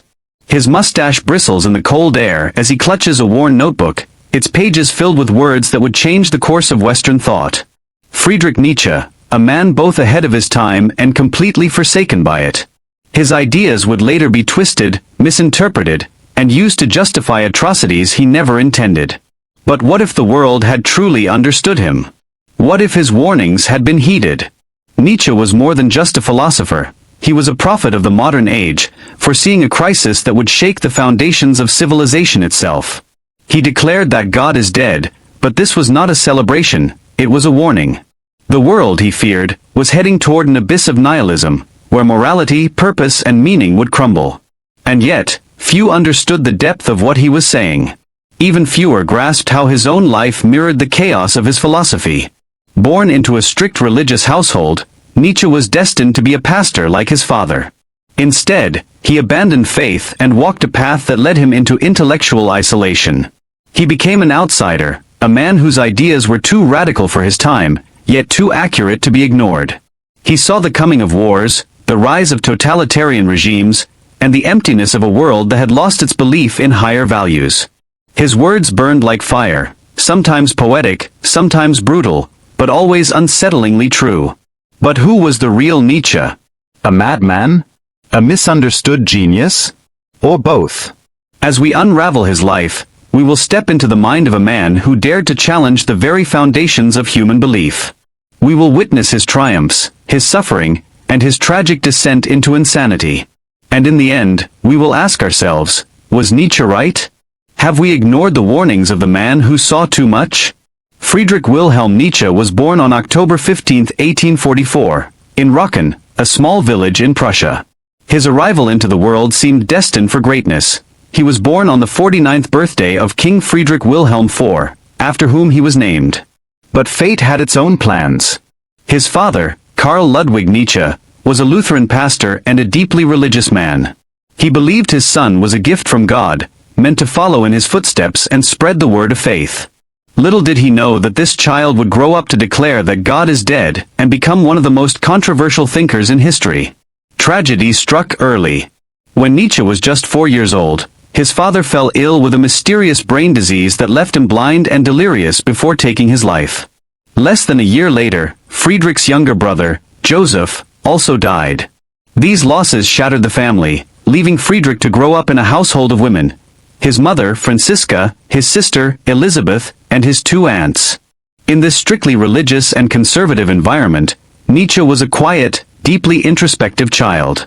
He often wandered alone, lost in thought, and preferred books over play. His early years were filled with hymns, prayers, and the looming presence of a God he would later reject. From a young age, Friedrich displayed an extraordinary intellect. He read voraciously, writing poetry and composing music before he was even a teenager. At school, he was nicknamed the Little Pastor because of his serious demeanor and love for classical studies. But while he excelled in academics, he struggled with social connections. He found himself different from others, more thoughtful, more intense, and always questioning. This sense of isolation would only grow stronger as he ventured further into the world of philosophy.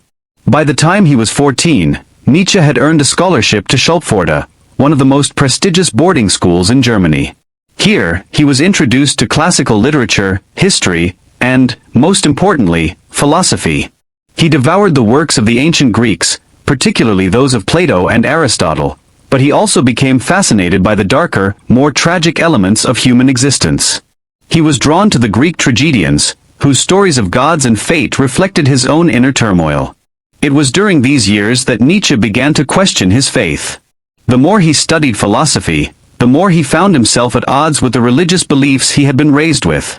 He saw contradictions in theology, inconsistencies in the Bible, and a growing sense that Christianity was built on ideals that suffocated human potential. His doubts were not just intellectual, they were deeply personal. The faith that had comforted his family in times of grief now felt like a prison to him. At the University of Bonn and later the University of Leipzig, Nietzsche immersed himself in philology, the study of ancient texts. But his real passion was philosophy.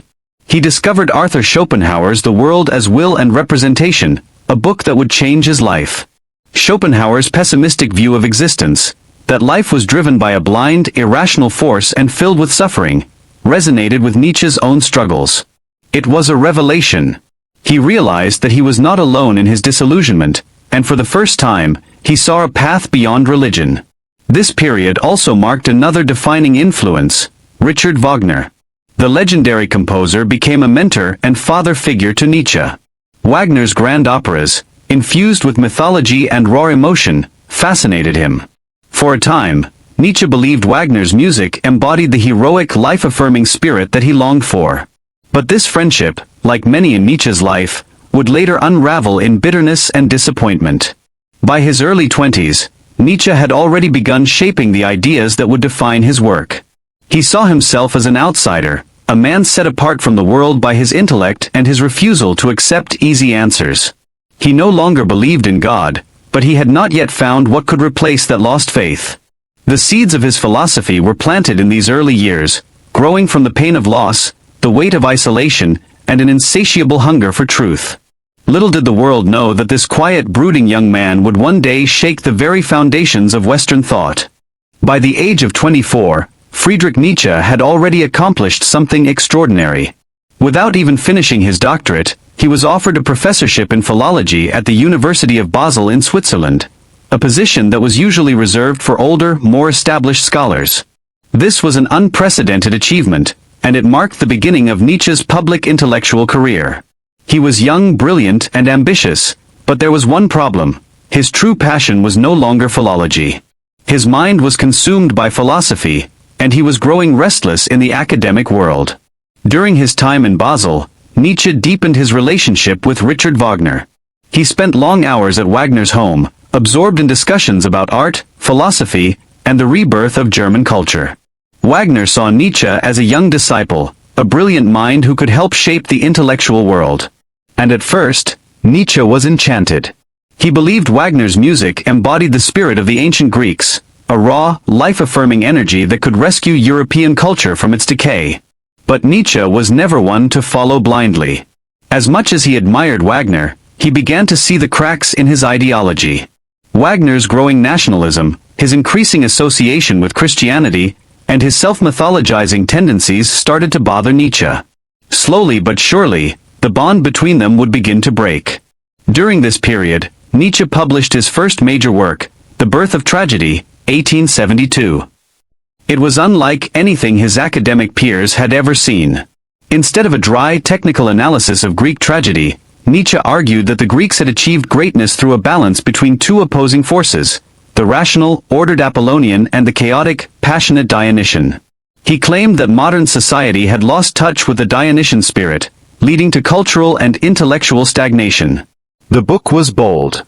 It was revolutionary. And it was a disaster. His colleagues at Basel dismissed it outright. One of the most respected philologists of the time, Ulrich von Wilamowitz-Moellendorff, attacked the book mercilessly, calling it unscientific and unscholarly. Nietzsche's reputation in academic circles took a massive hit. He was deeply wounded by the criticism, but he refused to back down. Instead, he took it as a sign. His ideas could not be confined within the walls of academia. He needed to break free. His health, however, had other plans. Nietzsche had always been physically frail, but now his ailments worsened. He suffered from crippling migraines, digestive issues, and near-constant pain. Some historians speculate that he may have contracted syphilis during his university years, while others suggest it was a genetic condition. Either way, his body was failing him, and he knew he could not keep up with the demands of teaching. In 1879, at just 34 years old, he resigned from his position at Basel. He was now alone, without a job, without a clear path, and with only his own thoughts to keep him company. And that was exactly what he needed. With his academic career behind him, Nietzsche became a wanderer. He traveled from Switzerland to Italy to France, searching for climates that might ease his suffering. He lived in boarding houses, small villages and mountain retreats, often spending days in solitude, lost in his thoughts. It was during this period that he would produce some of his most groundbreaking ideas. His relationship with Wagner had reached its breaking point. Wagner had completed Parsifal, an opera infused with Christian symbolism, and Nietzsche saw it as a betrayal of everything they had once discussed. He could not accept Wagner's embrace of traditional morality, nationalism, and religious sentimentality. In response, Nietzsche wrote The Case of Wagner, a scathing critique of his former mentor. He accused Wagner of decadence, of surrendering to weakness, of poisoning the very culture he once sought to revive. The split was final, and Nietzsche was now completely on his own. But this newfound isolation proved to be a gift. Between 1881 and 1885, Nietzsche published a series of books that would define his legacy: Daybreak, The Gay Science, Thus Spoke Zarathustra, and Beyond Good and Evil. In these works, he developed some of his most revolutionary concepts, ideas that would challenge the very foundations of Western thought. One of his most famous proclamations came in The Gay Science: God is dead. This was not a celebration, nor was it a simple statement of atheism. Nietzsche saw it as a warning. He believed that society had killed God, not literally but philosophically. The old religious structures that had provided meaning and morality for centuries were crumbling, and nothing had taken their place. He feared that without a new foundation, humanity would fall into nihilism, a state where nothing mattered, and people would drift through life without purpose. In Thus Spoke Zarathustra, Nietzsche introduced the idea of the Übermensch, or Overman. He envisioned a future where individuals would rise above outdated moral codes and create their own values, embracing life fully and fearlessly. Zarathustra, the book's prophet-like character, declared that man was something to be overcome, that humanity had to evolve beyond its limitations. These ideas were radical, dangerous even. Nietzsche was not just challenging religion, he was challenging morality itself. He argued that concepts like good and evil were not universal truths but constructs created to control people. He called for a re-evaluation of all values, urging individuals to live with strength, creativity, and self-overcoming. His writings were bold, poetic, and filled with fire. But they were also misunderstood. During his lifetime, Nietzsche's books did not sell well. Critics dismissed him as an eccentric, and mainstream philosophers found his ideas too radical. He had no disciples, no movement, and very few supporters. He lived in near-total obscurity, writing feverishly but receiving little recognition. Yet, Nietzsche remained undeterred. He was convinced that he was writing for the future, for a time when his ideas would finally be understood. He believed that his work would change the course of human thought, even if he did not live to see it happen. What he did not know was that he was running out of time. His mind, which had carried him to such dizzying heights of thought, was beginning to unravel. And soon, the world would witness the tragic fall of one of history's most brilliant and misunderstood thinkers. By the early 1880s, Nietzsche had fully embraced his role as an outsider, a philosopher without a home, a rebel against the very foundation of Western thought. He saw himself as a warrior, not in a physical sense, but in an intellectual and existential battle against everything society held sacred. His war was against morality, religion, conformity, and the forces that kept humanity weak. The more he wrote, the more radical his ideas became. His war began with Christianity. He saw it as a religion of the weak, built on guilt, submission, and self-denial. To Nietzsche, Christianity glorified suffering and turned human beings into passive, fearful creatures who rejected life's struggles instead of embracing them. In the Antichrist, he declared, "Christianity is the greatest misfortune of humanity." This was not just an intellectual argument, it was personal. Nietzsche had grown up in a deeply religious household. His father had been a Lutheran minister, and his upbringing was steeped in Christian teachings. But now, he saw those very teachings as chains holding humanity back. He wanted to free people from guilt, from sin, from the fear of an afterlife that dictated their every move. His attacks didn't stop at religion. He turned his sights on philosophers, those who preached absolute truths and objective morality. He took aim at Plato, Kant, and Descartes, arguing that they had led humanity into a trap, a world where people believed in universal morals and unchanging truths rather than embracing the chaos and fluidity of life. Nietzsche's war was also against democracy, socialism, and equality movements. Not because he wanted oppression, but because he saw these ideologies as byproducts of the same weakness that Christianity encouraged. To him, democracy was an extension of slave morality, the idea that the weak should dictate the values of the strong. He believed that society should strive for excellence, for greatness, not for a system that made everyone equal in mediocrity. But Nietzsche was not a cynic. He was not trying to tear down without offering a replacement. He believed that a new kind of human was possible, the Übermensch, the Overman. This was his vision of what humanity could become if it abandoned outdated morals and fully embraced life. The Übermensch would create his own values, live fearlessly, and rise above the petty constraints of society. Yet, Nietzsche's war was a lonely one. He had no allies, no students, and no movement backing him. His books remained largely ignored or dismissed as the rantings of a madman. He lived in poverty, relying on a small pension and the generosity of friends. And worst of all, his body was deteriorating rapidly. His migraines worsened. His vision failed him. His stomach pains became unbearable. But Nietzsche refused to stop. He kept writing, kept fighting, believing that his ideas were not for his time, but for the future. By 1888, Nietzsche's mind was operating at an astonishing speed.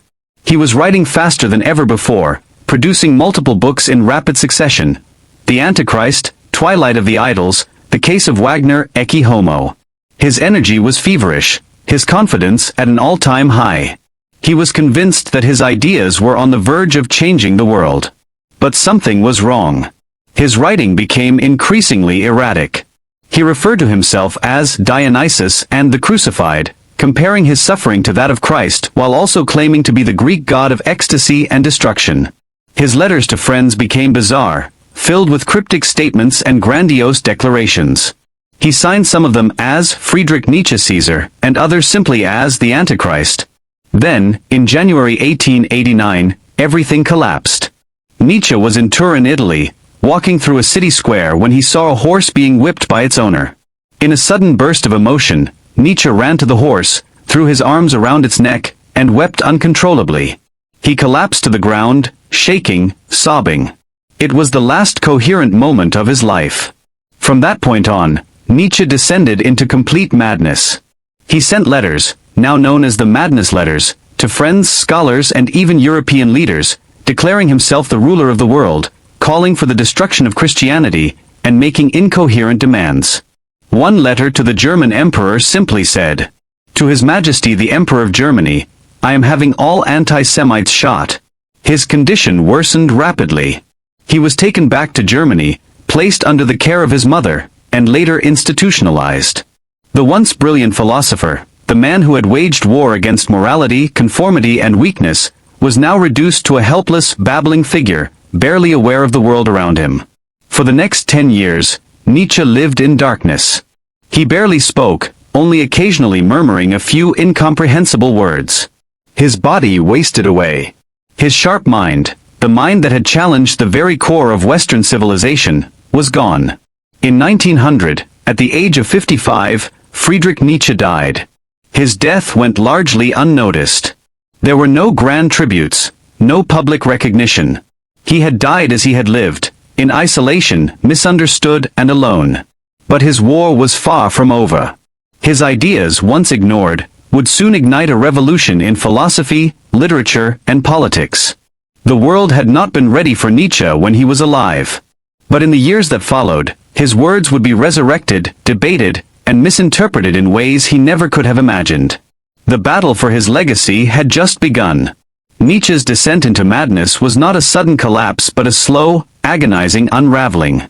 By late 1888, his mind was operating at an overwhelming speed. He was producing works faster than ever before, his thoughts flowing like an unstoppable river.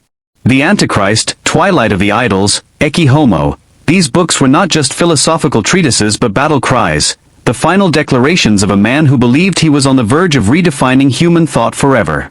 He saw himself as a prophet, a man ahead of his time, the one who had finally exposed the lies of morality, religion, and weak-willed philosophy. He believed that history had reached a turning point and that his words would set the world on fire. But beneath this confidence, something was breaking. His letters, once filled with sharp intellect, became increasingly erratic. He wrote to friends and strangers alike, signing his name as Dionysus, as the Crucified, as Nietzsche Caesar. His sentences became fragmented, filled with grandiose declarations of divine purpose and cosmic importance. To Jacob Burckhardt, the famous Swiss historian, he wrote, "I am just now having all anti-Semites shot." To his friend Franz Overbeck, he sent a letter claiming, "I am the most terrible dynamite. Europe will not survive my explosion."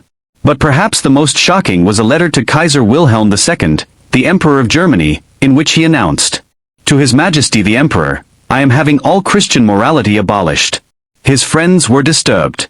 Something was happening to Nietzsche, something irreversible. His mind, once razor-sharp, was now collapsing under the weight of his own brilliance, his own contradictions, his own unbearable loneliness. Then came January 3, 1889, the day everything shattered. Nietzsche was in Turin, Italy, walking through the streets when he came across a scene that would mark the end of his sanity. A carriage driver was whipping his horse, urging it forward with brutal force. Nietzsche stopped. He watched as the animal trembled under the lashes, its body weak, its spirit broken. Something inside him snapped. He ran forward, threw his arms around the horse's neck, and burst into uncontrollable sobs. His body shook with grief, his cries echoing through the square. The people around him stood frozen, unsure of what to do. Then, Nietzsche collapsed, not just physically, but mentally, emotionally, existentially.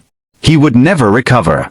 After his breakdown in Turin, Nietzsche was taken back to his home in Basel, Switzerland, where his close friends attempted to care for him. But it quickly became clear, Nietzsche was gone. His mind, once filled with revolutionary ideas, was now a void. He could no longer hold conversations, no longer write, no longer even recognize those closest to him. He had spent his life waging war against weakness, against conformity, against submission, and now he had become the very thing he feared. His mother, devastated by his condition, took him back to Germany, hoping that familiar surroundings might restore him. But the Friedrich Nietzsche she had once known was lost forever. For years, he sat in silence, staring into nothingness. Occasionally he would mutter fragments of his old ideas. "God is dead. I am dynamite. Everything must be overcome." But the words meant nothing now. They were echoes of a man who no longer existed. His sister, Elizabeth, took control of his writings and his image, reshaping his legacy to fit her own agenda. She twisted his words, aligned them with ideologies he had despised, and turned him into something he had never intended to be. Nietzsche, the man, was dead. But Nietzsche, the idea, was just beginning to rise. In 1900, at the age of 55, Friedrich Nietzsche took his final breath. He left behind no family, no students, no movement to carry on his name. He had died alone, forgotten, broken. But the seeds he had planted in his writing, the rejection of morality, the challenge to conformity, the vision of the Übermensch, would soon take root. In the decades to come, Nietzsche's words would shape the 20th century in ways he could have never predicted. His death was not the end. It was only the beginning. The moment Nietzsche collapsed in the streets of Turin, clutching the broken horse, was the moment the world lost him forever. But his descent into madness had already begun long before that day. His mind, once an unstoppable force, had finally imploded under the weight of its own intensity. After his breakdown, he was taken to a psychiatric clinic in Basel, Switzerland. The Friedrich Nietzsche who had once challenged the world with his ideas was now a shell, unresponsive, vacant, trapped in a silence deeper than any abyss he had ever written about. His closest friends, including Franz Overbeck, tried to help, but there was nothing left to save. The letters he had written in his final days of lucidity had already hinted at his collapse. Rambling, grandiose, signed with names like Dionysus and the Crucified.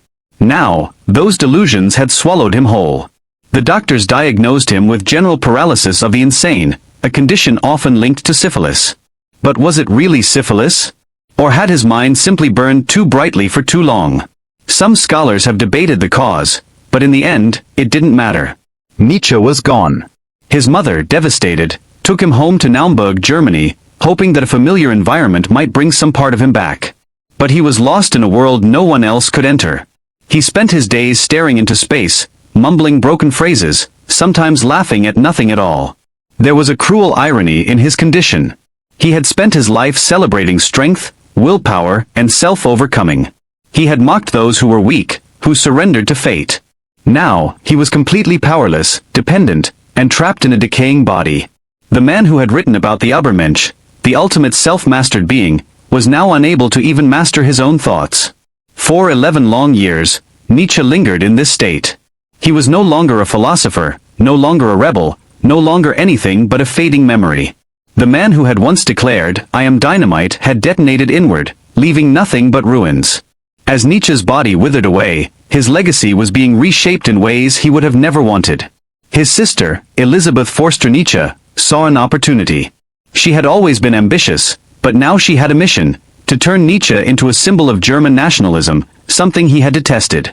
Elisabeth was a staunch anti-Semite, a nationalist who had once followed her husband to Paraguay to create a racially pure Aryan colony.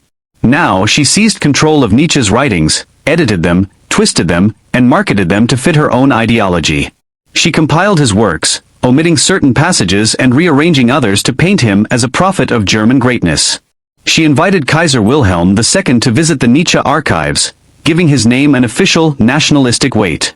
And then, the worst betrayal came, the Nazis.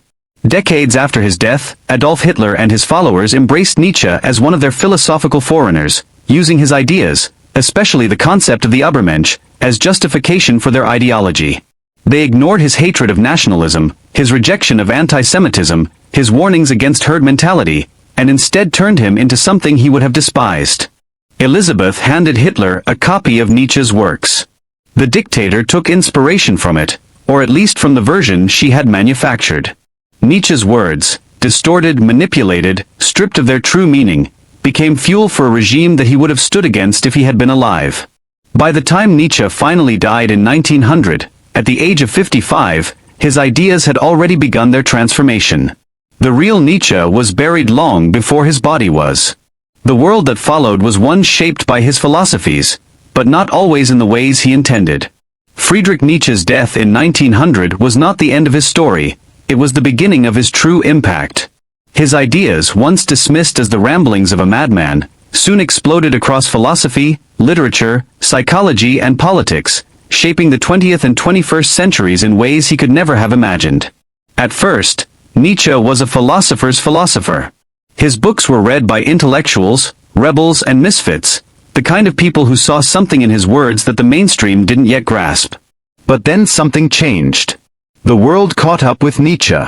In the early 20th century, existentialists like Jean-Paul Sartre and Albert Camus took Nietzsche's ideas and ran with them. They built an entire philosophy around his concept of a godless world, where meaning isn't given but created by the individual.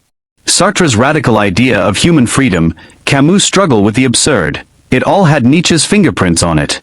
And then came Sigmund Freud, the father of psychoanalysis, who saw Nietzsche as a thinker far ahead of his time.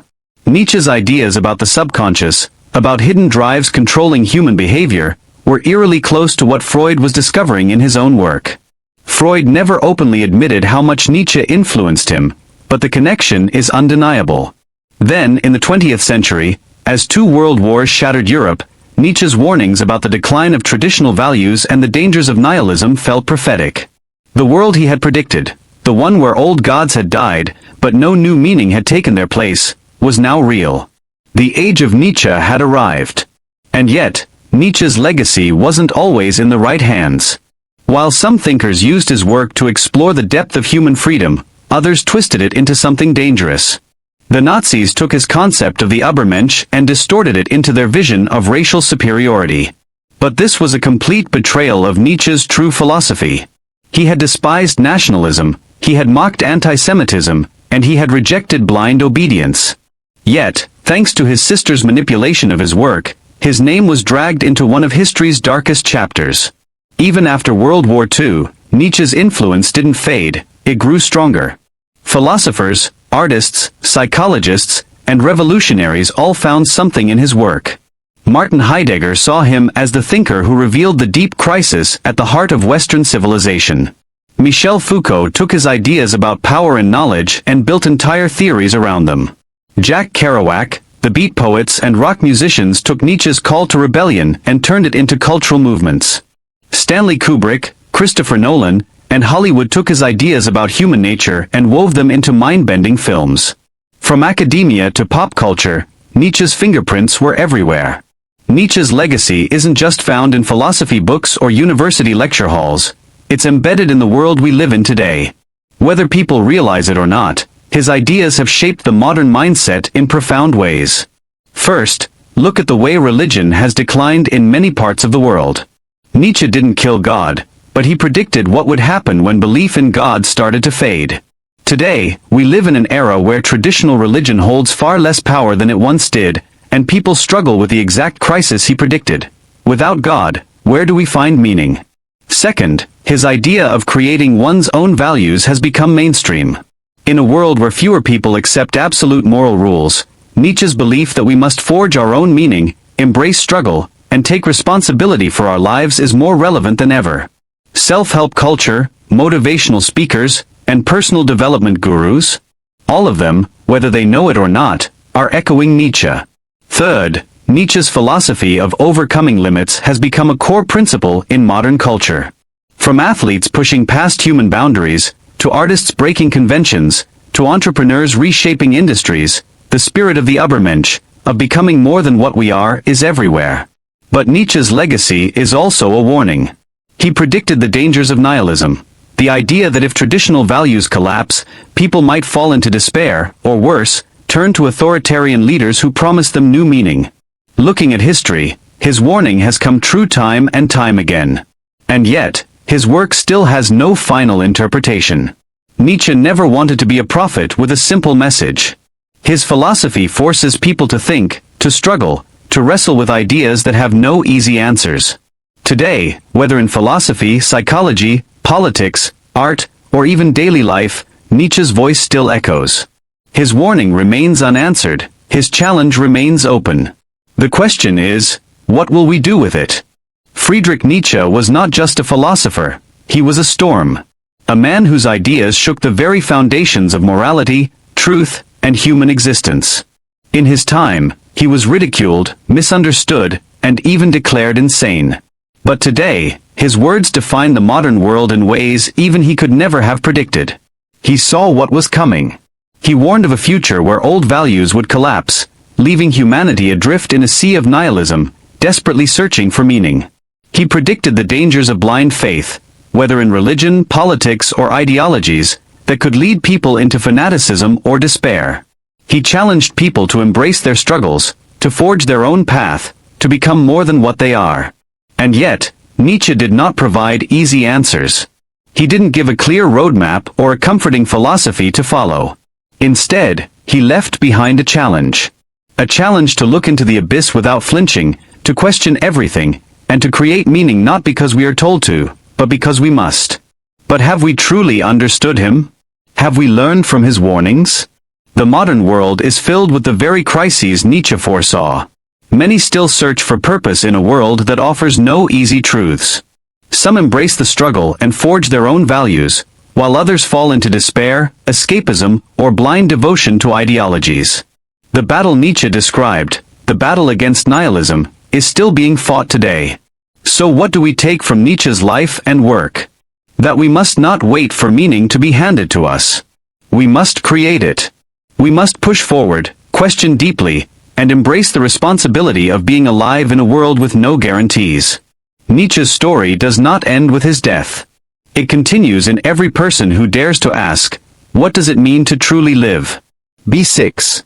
Imagine being crowned the ruler of a vast empire before you even understand the meaning of power. At just 2 years old, Puyi sat on the dragon throne, the last emperor of China's centuries-old imperial dynasty. But his reign was merely a shadow, his kingdom slipping through his fingers as revolutions, war, and betrayal shaped his fate. Stripped of his title, manipulated by foreign forces, and ultimately imprisoned by his own people, Puyi's life was a dramatic tale of power lost and identity rediscovered. How did the last emperor of China live, and how did he face a world where emperors no longer had a place? The man known to history as Emperor Puyi was born on the 7th of February 1906 at the Prince Qin Mansion, one of the imperial households in Beijing, the capital of Imperial China. He was born a prince of the Qing or Manchu dynasty, which had ruled China since the middle of the 17th century. Puyi's father, Prince Chun, whose personal name was Zifeng, was the grandson of the Daoguang Emperor, who ruled China between 1820 and 1850. When Prince Chun was born in 1883, his elder half-brother Zayton was already the Guangxu Emperor, though the formidable Dowager Empress Cixi had been the real power behind the throne since 1861 as regent for her son, the Tongji Emperor. In 1901, the 18-year-old Prince Chun traveled to Germany on a diplomatic mission to offer an official apology for the murder of a German diplomat, Clemens von Ketteler, during the Boxer Rebellion that had swept China since 1899. Soon after his return to China in 1902, Prince Chun married Yulan, the daughter of Ronglu, one of Dowager Empress Cixi's leading supporters at court. The couple would go on to have 5 children, of whom Puyi was the eldest. Very little is known about Yulan, who was marginalized at the imperial court. The homeland of Puyi's Aizen-Joro clan was in the area of northeastern China known to Westerners as Manchuria, lying between the Korean peninsula in the south and Russia to the north. The clan had initially been part of the Jurchen tribal confederation and were vassals of the Chinese Ming dynasty, but in 1616 its chieftain Nurhaci united the Jurchen tribes and proclaimed himself as Khan of the later Jin dynasty, claiming the legacy of the Jurchen Jin Empire which ruled northern China in the 12th century. Nurhaci went on to campaign against Ming forces and established his capital in modern-day Shenyang, also known as Mukden.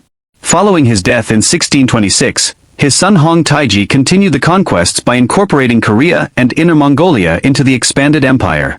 In 1636, Hong Taiji adopted the name Manchu for his people and changed the name of the dynasty from Jin to Qing. He died in 1643 and was succeeded by his young son Emperor Xuanji. The following year Qing armies poured through the Shanghai Pass and occupied Beijing. While the Manchus adopted many Chinese customs and retained much of the Ming administrative system, they remained a distinct ethnic group and did not intermarry extensively with the Han Chinese majority.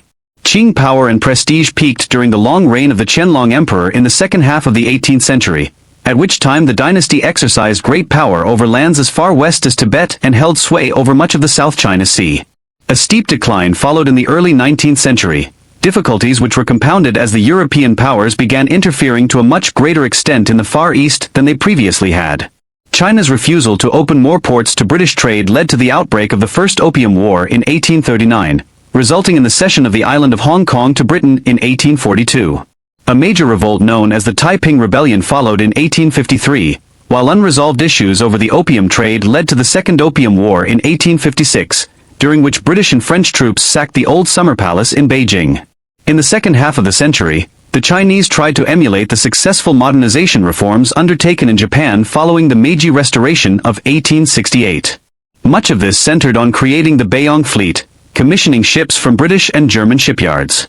However, government corruption and incompetence led to the fleet's destruction by the Japanese Navy during the First Sino-Japanese War of 1894 to 1895, as a result of which Formosa, the name at the time for Taiwan, was lost to Japan and the Japanese became the primary power on the Korean peninsula. The loss of Korea and Taiwan to Japan following the war was a national humiliation for China, one that encouraged opposition to the Qing government. In this context, the government, which was largely controlled throughout this time by Dowager Empress Cixi, Puyi's great-aunt, attempted some reforms to drag China into the modern era. It was too little too late in most cases though. In 1899, the Society of Righteous and Harmonious Fists, known colloquially as the Boxers, emerged in northern China. By 1900 they were launching attacks on railroads built by foreign companies in China that were viewed as instruments of Western imperialism and murdering Christian missionaries. The Dowager Empress was sympathetic towards the Boxers' objectives and did little to restrain them, prompting the creation of an 8-nation alliance of Britain, France, Germany, Italy, the Austro-Hungarian Empire, the United States, Russia and Japan to intervene to protect their colonial and imperial interests. Foreign interventions soon crushed the Boxer revolt. Following the defeat of the Boxers, the Dowager was compelled to give more concessions to the foreign powers and to begin implementing a set of reforms modeled on the Meiji Restoration in Japan. This was the context in which Puyi was born, a country in chaos and a Qing dynasty which was barely clinging on to power as Western nations considered carving China up between them and domestic forces battled over whether China should stick to its traditional values or modernize. In the aftermath of Guangxu's short-lived reform program, the Dowager Empress Cixi had attempted to depose him in favor of Prince Pujuan, the son of a conservative prince named Duan. Since Prince Duan had been one of the most vocal supporters of the Boxers at the Qing court, the foreign powers held him responsible for the uprising and opposed Cixi's plans, enabling the Guangxu emperor to remain on the throne. Foreign influence also ensured that Prince Chun, Puyi's father, was a prominent member of the Qing court. When Puyi was born in 1906, Dowager Empress Cixi was 70 years old and had been the effective ruler of China for 45 years. She had been experiencing frequent bouts of ill health and was on her deathbed by November 1908. On November 13 that year, the Dowager sent word to Prince Chun's mansion and summoned 2-year-old Puyi to the Forbidden City to adopt him into the imperial lineage as the son and successor of the Guangxu emperor. The childless Guangxu was only 37 years old, and by nominating Puyi as his successor the Dowager was seeking to influence the political situation even after she was dead. In his autobiography, Puyi describes his refusal to be taken to the palace by the eunuchs, a crisis that was only resolved when his wet nurse was given special permission to carry him to the imperial palace. Upon seeing the elderly Dowager Empress face, the boy burst into tears again and was dismissed soon from her presence. The following day the Guangxu emperor died after a short illness, fueling rumors that he had been poisoned on the orders of Cixi. There would be no investigation. The Dowager Empress died herself the next day. Hence, a few months short of his 3rd birthday, Puyi was now created as the Shentong Emperor, Shentong meaning proclamation of unity, a name those around the child selected in an effort to bring the nation together despite its many troubles. Puyi's coronation ceremony was held at the Forbidden City on the 2nd of December 1908. It was a cold day and the child emperor was soon tired of all the pageantry and ritual. By the time Puyi ascended to the throne, he began to cry. Prince Chun, in a desperate effort to calm his son and avoid further unrest in front of the prostrating officials, gently reassured him, "Be patient. Everything will soon be over. It will soon be finished." The courtiers near the throne who overheard these words interpreted them as a bad omen for the longevity of the empire. The courtiers were right to be anxious, as a revolutionary movement led by Sun Yat-sen known as the Tongmenghui or the United League was gaining a lot of support in southern China and amongst Chinese exiles in Japan. Although local disturbances instigated by Sun's supporters were pacified, he remained a dangerous thorn in the government's side. For the next 3 years, the emperor's father Prince Chun served as regent for his young son. During his regency, Prince Chun introduced constitutional reforms including an indirectly elected National Assembly, which urged him to introduce a constitution by 1913. In May 1911 the Grand Council was replaced with an imperial cabinet headed by the Prime Minister, Prince Qing, a distant relation of the imperial family. These reforms were broadly unsuccessful and on the 10th of October 1911 the Tongmenghui organized an armed uprising in the city of Wuchang on the Yangtze River, one of the 3 cities which subsequently merged into Wuhan. The Wuchang uprising sparked the Xinhai Revolution, as uprisings against the Qing government spread across the empire. Qing armies struggled to put down the uprisings and Prince Chun was obliged to seek assistance from General Yuan Shikai. Since 1895, Yuan had been commander of the new army, later renamed the Beiyang Army, a military force organized and trained along western lines. In 1898 he had vowed to support the Guangxu Emperor and the reformers in their power struggle against the conservatives, only to betray the emperor's plans to Cixi and allow the conservatives to triumph. From then on, Prince Chun had always considered Yuan a traitor and was only prevented from executing him by Yuan's allies at court. As the Beiyang army was not prepared to follow orders from any other commander, in order to save the dynasty, Prince Chun had no other choice but to recall Yuan. Yuan now exerted a high political price and demanded the offices of Prime Minister and Commander-in-Chief in return for his aid. He proceeded to defeat the revolutionaries at Hanyang before ordering his armies to stop and return to Beijing, where he forced Prince Chun to step down from his position as regent in favor of Dowager Empress Longyu, the wife of the late Guangxu Emperor. Puyi later recalled that he had a faint memory of his first and only meeting with Yuan, in the presence of Dowager Empress Longyu. This time it was the two adults who were crying while the emperor, who had just turned 6 years old, no doubt struggled to understand what was happening.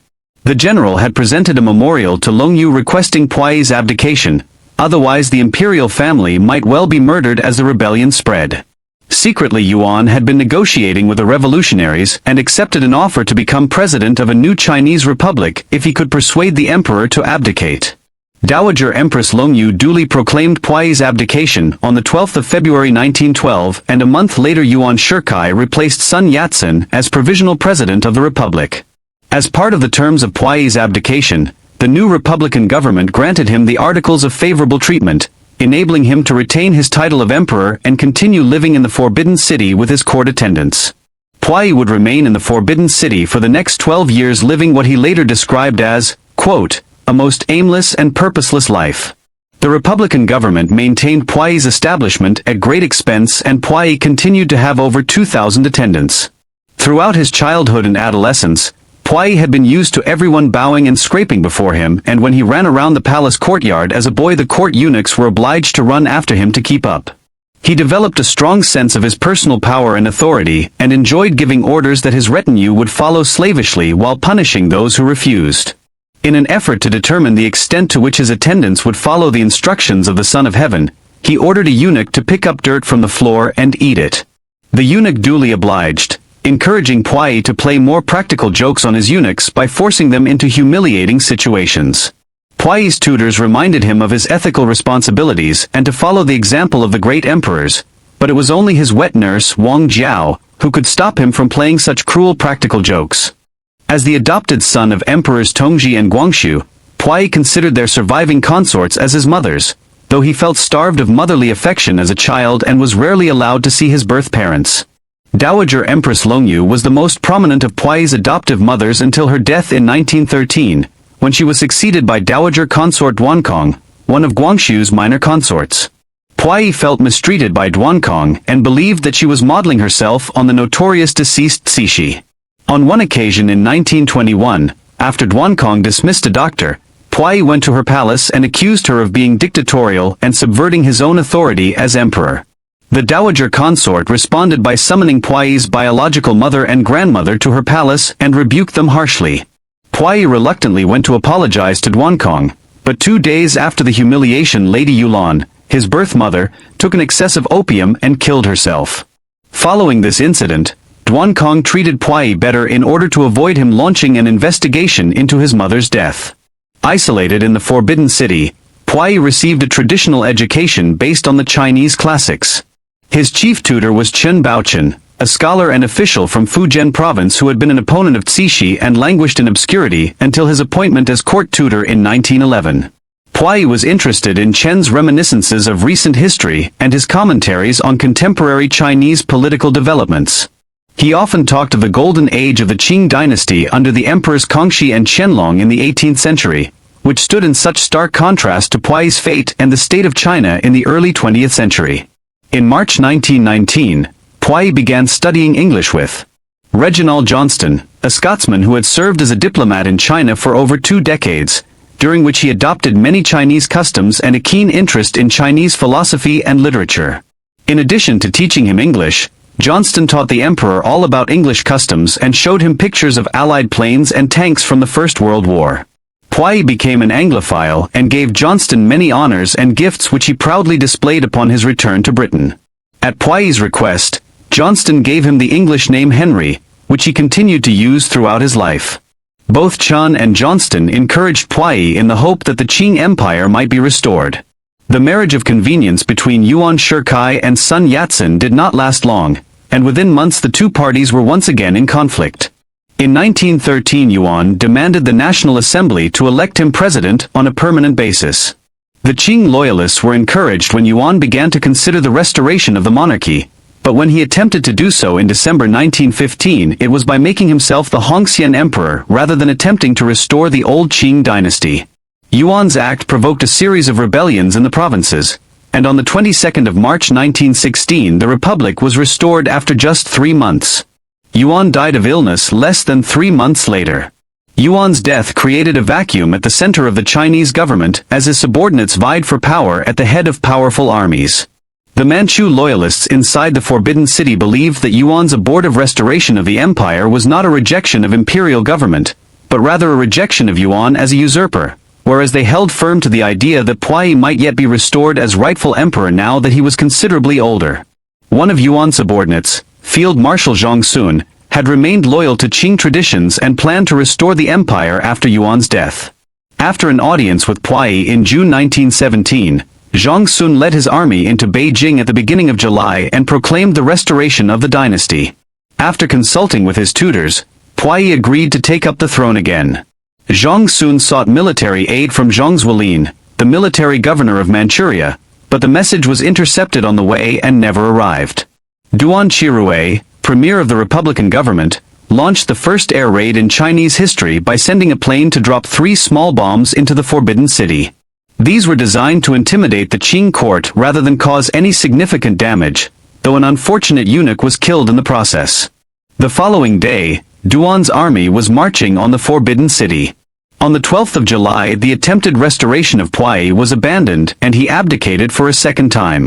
In 1921, the year Puyi turned 15, the dowager consorts began to discuss plans for his marriage. He was presented with photographs of 4 girls and asked to choose one as his wife. His first choice, the 12-year-old Wenxiu, was opposed by dowager consort Duankong, and eventually he was compelled to choose Wanrong, the daughter of a wealthy Manchu aristocrat who was a similar age.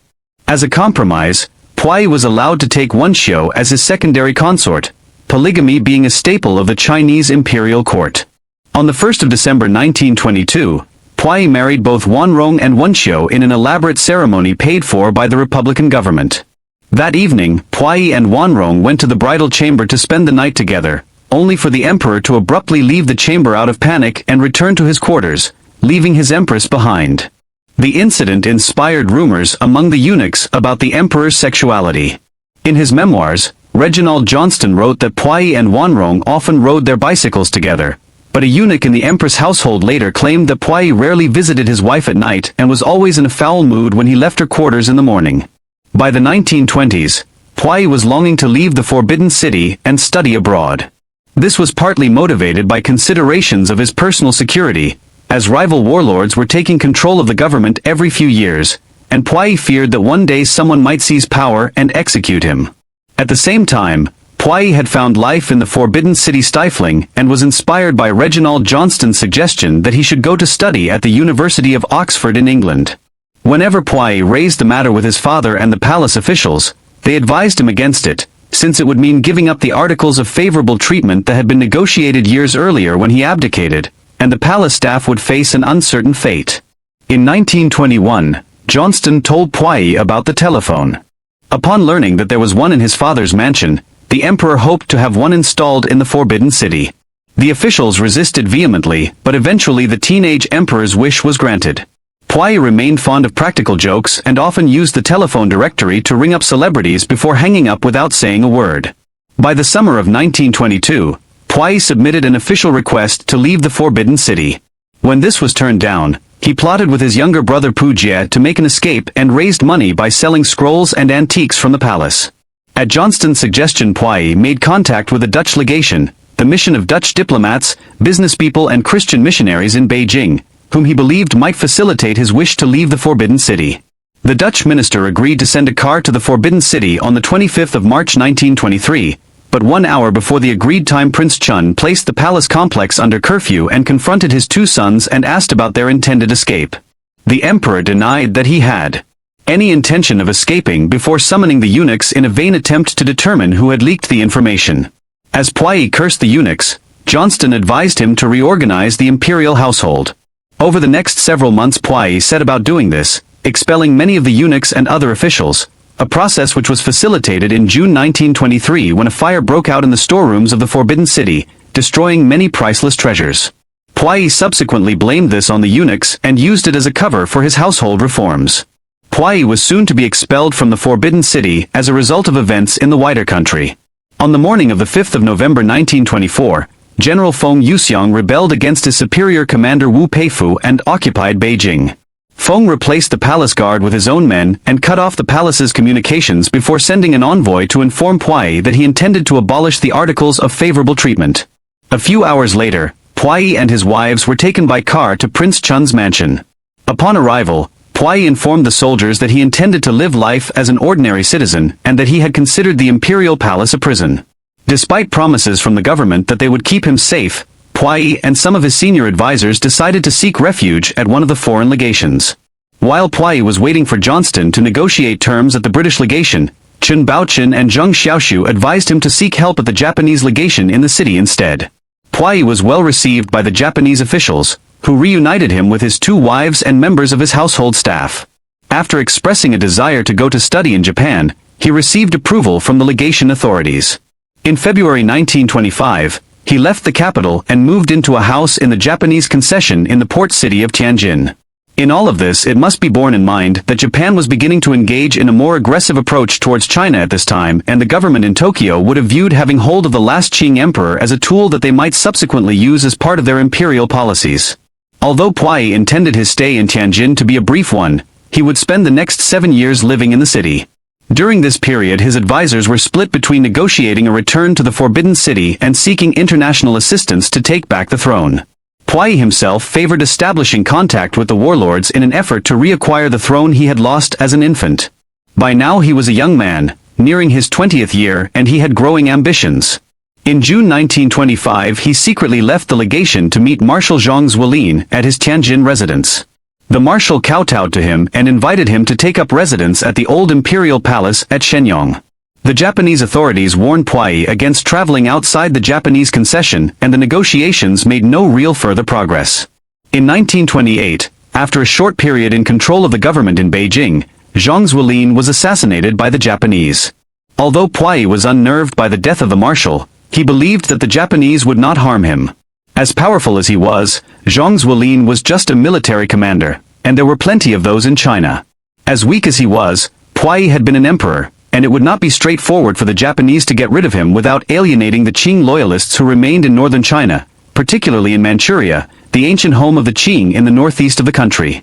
During his stay in Tianjin, Puyi enjoyed greater freedoms than those he had previously enjoyed in the Forbidden City. He was treated as an honored guest in the other foreign concessions, where he was always addressed as emperor and was invited to review their troops on special occasions.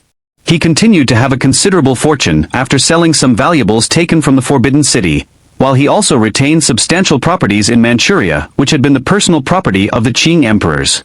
A large part of Puyi's expenditure was on gifts as part of his campaign to influence warlords, but he and his family also lived an extravagant lifestyle, buying cars, pianos, watches, radios, Western clothing, and other luxurious items for himself and his two wives, who competed with each other for gifts from their husband.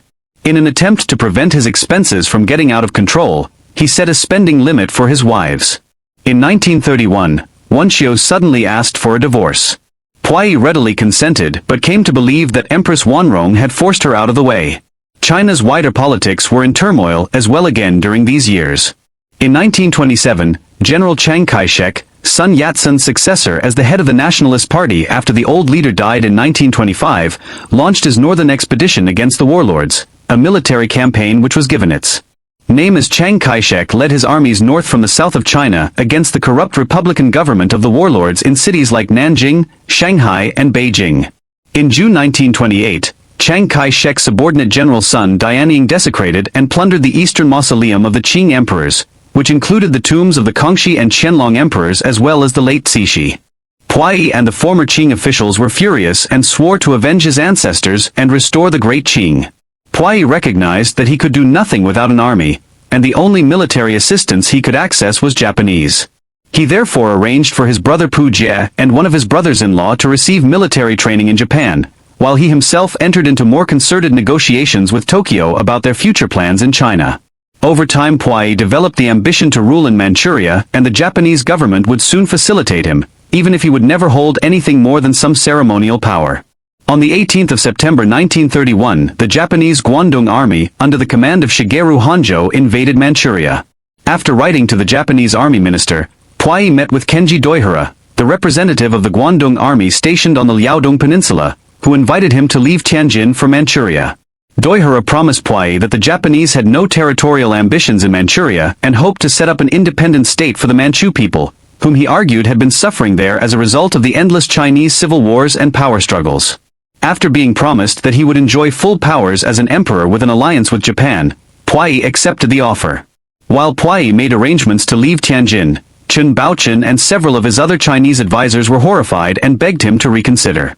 3 days later, an envoy from Chiang Kai-shek's nationalist government based in Nanjing offered to restore Puyi to the Forbidden City under the same terms he had lived there in the 1910s and the early 1920s if he desisted from his present course. The former emperor would not be dissuaded though. Puyi left Tianjin on the 10th of November on a Japanese boat and arrived at Manchuria on the 13th. Upon his arrival there he was surprised to find that his advisors were still negotiating with the Japanese about the political arrangements of the new Manchurian state.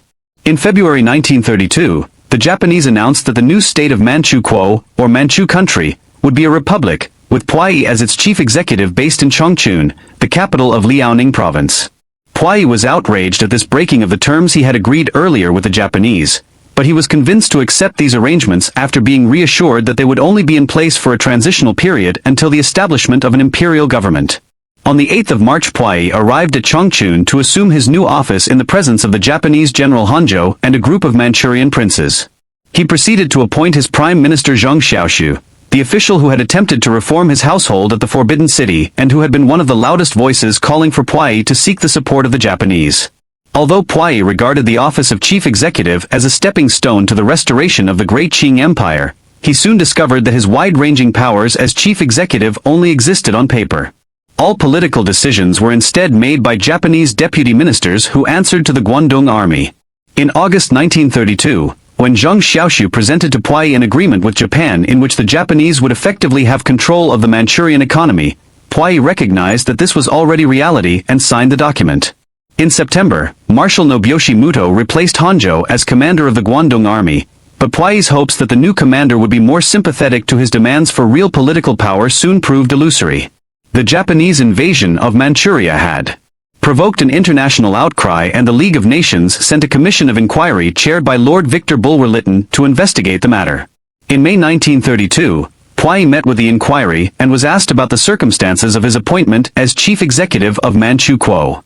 In his autobiography, first published in 1964, Puyi claimed that he briefly considered telling the truth and requesting asylum in Britain, but the presence of Guandong Army officers compelled him to tell the commission what he had been instructed by the Japanese.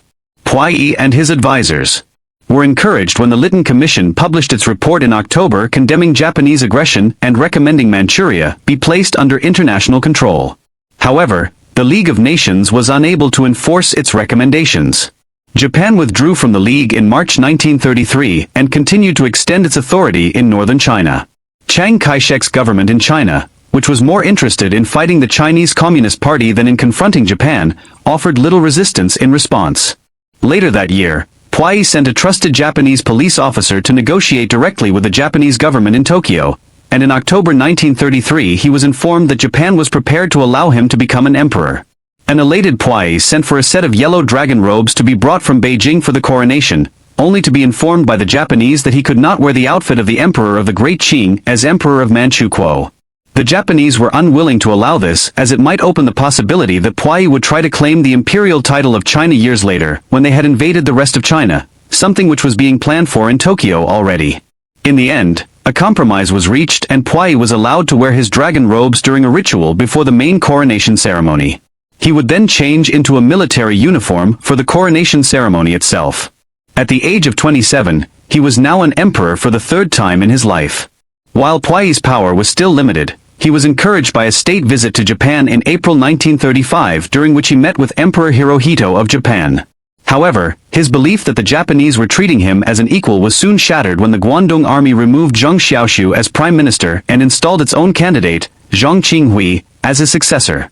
Zhang was not the only official loyal to Puyi who was removed from his position. Puyi was especially troubled when his brother Puyi was compelled to marry a Japanese noblewoman in April 1937. The Japanese then passed a law designating Puyi and his sons as heirs to the throne if Puyi were to remain without a son. A few years later, when Puyi was encouraged to take a Japanese consort for himself, he adamantly refused and instead chose a girl from Manchuria.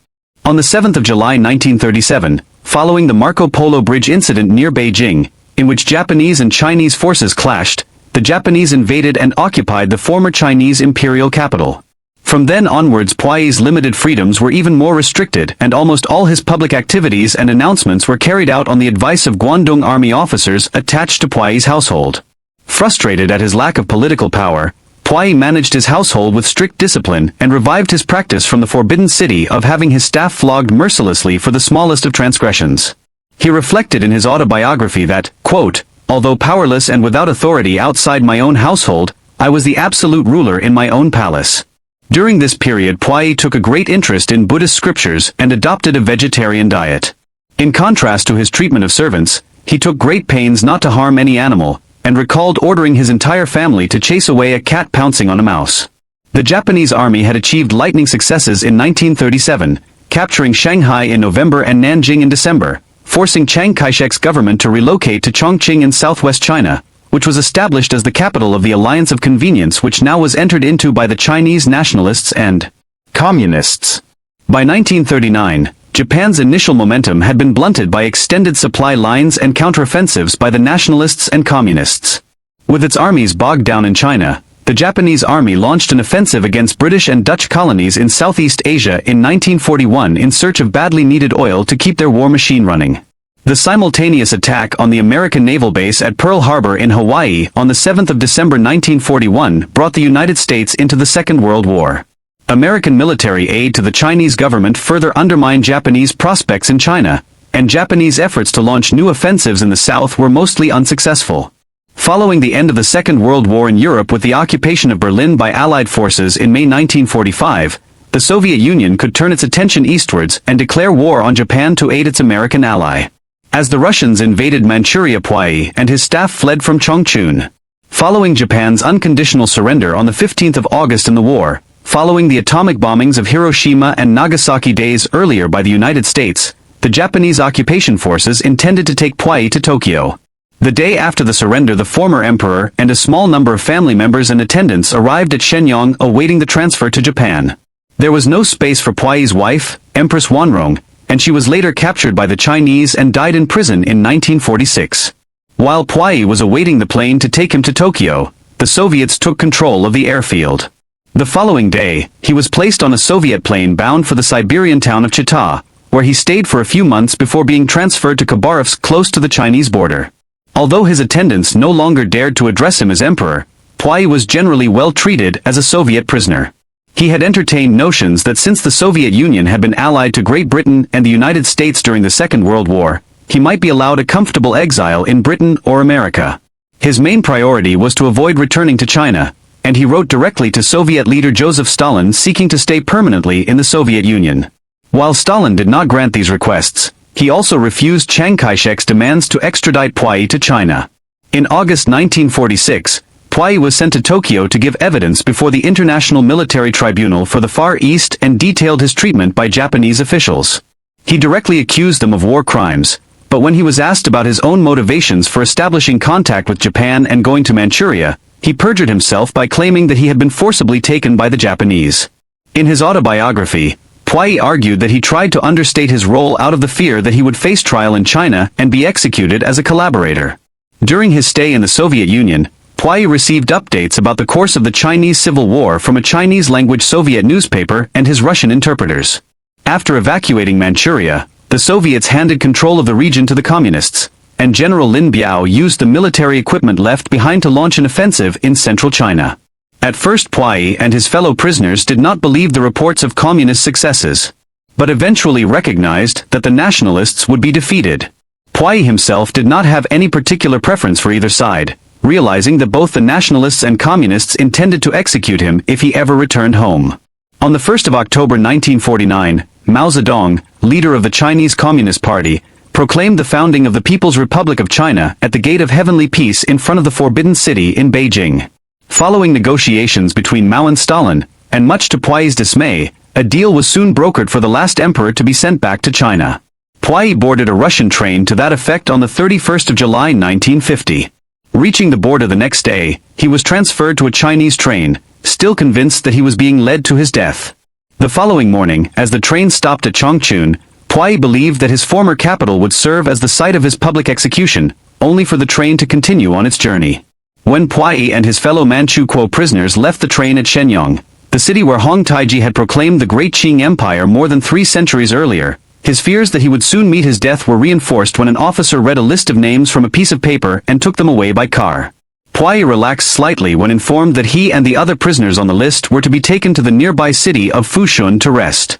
Puyi's spirits dropped upon arrival at his new residence, a military prison officially known as the Fushun War Criminals Management Center, a facility that also held Japanese and Chinese nationalist prisoners. He was pleased to share his cell with family members, including his brother and father-in-law. They were given communist books and newspapers and instructed to study among themselves. Their hopes were encouraged when they read an article in a newspaper that suggested that the Manchu Kuo prisoners were being sent to study because the communist government had a shortage of talent and hoped to employ them. For propaganda reasons, the communist authorities had decided to pursue a program of reform and re-education for the detainees at Fushun. If the last Qing emperor could be converted to agree with communist principles, Mao and his associates believed, so could anyone else in China, or at least this is the message which they wished to present to the Chinese people. Not long afterwards, Puyi was moved into another cell and separated from his family. He had spent his whole life having people attend to him and struggled to dress himself, brush his teeth, and serve his own food. When the director of the facility reprimanded him for failing to take care of his appearance, Puyi felt humiliated. In October 1950, the detainees of the Fushun prison were moved to Harbin following developments in the Korean War that had broken out between communist North Korea and a Western-backed South Korea. Following the initial invasion of the South by the Communist North, the United Nations had organized a military intervention led by the United States which changed the course of the war, and by October American forces were approaching the Yalu River on the Chinese border in North Korea, prompting the Chinese People's Liberation Army to intervene directly in support of North Korea. Puyi and his family believed that the Americans would defeat the communists and occupy Manchuria, and that the communist authorities would execute them once they realized all was lost. With this mindset, Puyi refused to believe reports that Chinese and North Korean armies had driven the Americans back and captured the South Korean capital of Seoul in January 1951. Though the South recaptured Seoul a few months later, the war front soon stabilized and peace talks began, enabling Puyi to feel more secure. While at Harbin, the re-education program designed to reform Puyi and his fellow prisoners into model communist citizens gathered pace. Puyi was encouraged to write memoirs about his life and consider how he had lived. In an effort to demonstrate his desire to reform himself, Puyi took a set of Emperor Qianlong's seals from the 18th century which he had hidden in his bag after carrying them with him for many years and presented them to the authorities as a gift to the Chinese government. The scheme backfired, since this aroused suspicions that Puyi had other hidden treasures with him, ones which he hoped to sell one day to finance a comfortable life in exile. After much hesitation, Puyi admitted that he and his followers had possession of over 400 items of jewelry and other valuable items and apologized for keeping them secret from the prison authorities. While Puyi was praised by his jailers and his fellow cellmates for owning up to the possession of the treasures, he soon came under further pressure about his complicity in the crimes committed by the Japanese during the war. While the prisoners were primarily instructed to write about the role of the Japanese in Manchuria, some of the inmates also chose to write about Puyi and other Chinese collaborators. Puyi was subjected to intense questioning about the atrocities he had witnessed and asked why he did not protest to the Japanese. When he expressed remorse about his crimes and mistakes, he was encouraged to be more specific. He then proceeded to set out in detail his contacts with the Japanese while in Tianjin. As the years went on, Puyi was increasingly subjected to humiliation by men who had previously exalted him as an emperor.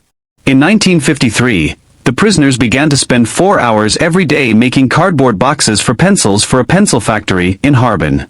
Utterly unaccustomed to any form of manual labor, Puyi was by far the slowest of the group and often made mistakes which were remarked on. When the prisoners decided that they would form a production line to speed up the process, with each person carrying out a specific task, Puyi struggled to keep up with the others, and soon a stack of unfinished pencil boxes was piling up awaiting his attention. The sustained mockery from one particular inmate caused Puyi to fall ill and confined him to bed for 2 weeks, during which he recalled his childhood and cursed Ceaușescu's decision to make him emperor so many years earlier when he was just an infant. After his recovery, he told the director that his incompetence was down to his upbringing within the palace, and at the next group self-criticism session he shouted a series of denunciations at the imperial system until he was hoarse. In March 1954, the re-education center was moved back to Fushun, where Puyi remained for the next 5 years. New investigators came to collect evidence about the extent of Manchu collaboration with Japan, and Puyi was repeatedly denounced by family members both vocally and in writing. One of the denunciations referred to a note Puyi had written back in the late summer of 1945 to the Japanese calling on them to resist Soviet invasion to the last man, while others contrasted his sadistic beatings of his servants with his claims that he was a Buddhist and had never hurt a fly. After being presented with these comments, Puyi realized that there was nobody left who was prepared to treat him with the respect due to an emperor. When he defended himself by arguing he had acted under duress from the Japanese, he was presented with many examples of Manchurians who had bravely resisted Japanese interrogation and torture and survived the ordeal. In 1956, the officials at Fushun decided it was time for the inmates to observe the economic developments taking place in the new socialist China. Although Puyi and some others were afraid that the locals might recognize them and cause them harm, these visits usually occurred without incident. Puyi expanded his contact with the outside world when an uncle was allowed to pay him a visit to tell him of the fate of the imperial Aisanjoro clan. Under Chang's nationalists, many Manchus were discriminated against and adopted Han Chinese surnames, but after the communists came to power many of them felt they could acknowledge their true ethnic identity. The communist government had also appointed several of Puyi's relatives to various political and cultural bodies.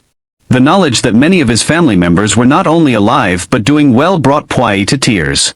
Every Chinese New Year, the detainees of the Fushun Center put on plays on subjects designed to reinforce the communist worldview. Puyi had only helped with stage decorations before, but in 1957 he performed in a short play about the Suez Crisis in Egypt.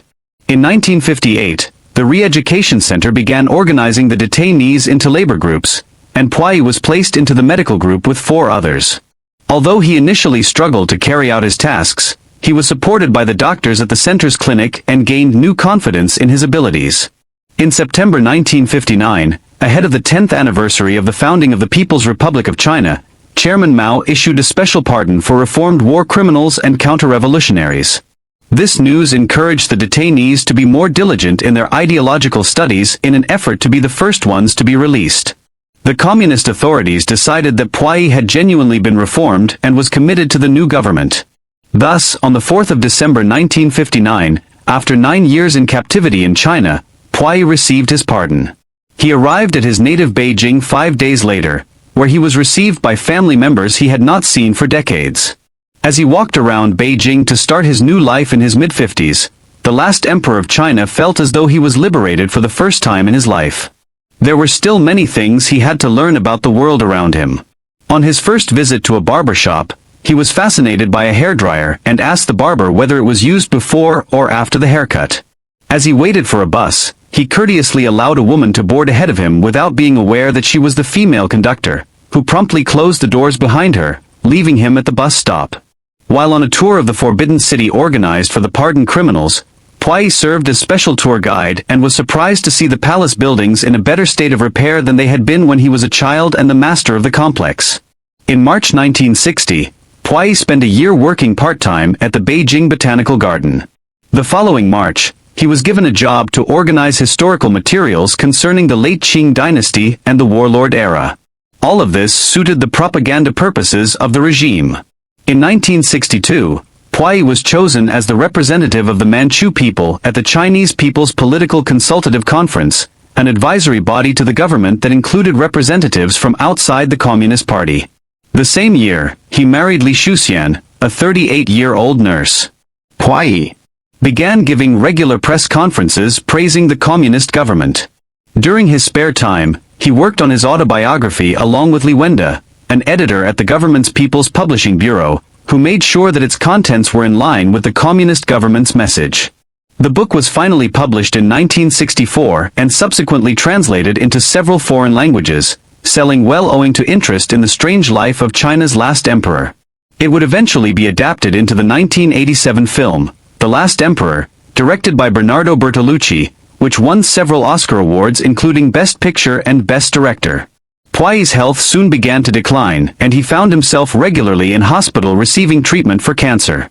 During the Cultural Revolution in 1966, the last emperor was a prime target for the Red Guards who were rampaging throughout the country seeking to destroy everything that represented old China. From his hospital bed, Puyi was saved from the worst depredations by the intervention of Premier Zhou Enlai, who instructed hospital staff to treat him well and to prevent the Red Guards from gaining access to his room. He would not live much longer anyway though. On the 17th of October 1967, Puyi died at the age of 61 after living an extraordinary life in many guises. Following his death, his cremated remains were taken to Babaishan Revolutionary Cemetery outside Beijing, the most illustrious resting place for Chinese communist revolutionaries. In 1995, as China reformed after the Mao era, his widow Li Shuxian had his remains transferred to the Hualong Imperial Cemetery near the western Qing tombs. Placed on the throne of the Qing Empire as an infant, Puyi's reign as emperor lasted less than 3 years when he was forced to abdicate by Yuan Shikai in 1911. He spent the next 12 years confined to the decaying splendor of the Forbidden City, experiencing a brief restoration before being driven out of the Forbidden City several years later by one of the many warlords striving for power in a war-torn China. Burning with a desire to restore his empire. As a young adult he collaborated with the Japanese in Manchuria and realized far too late that Japanese interests were very different from his own.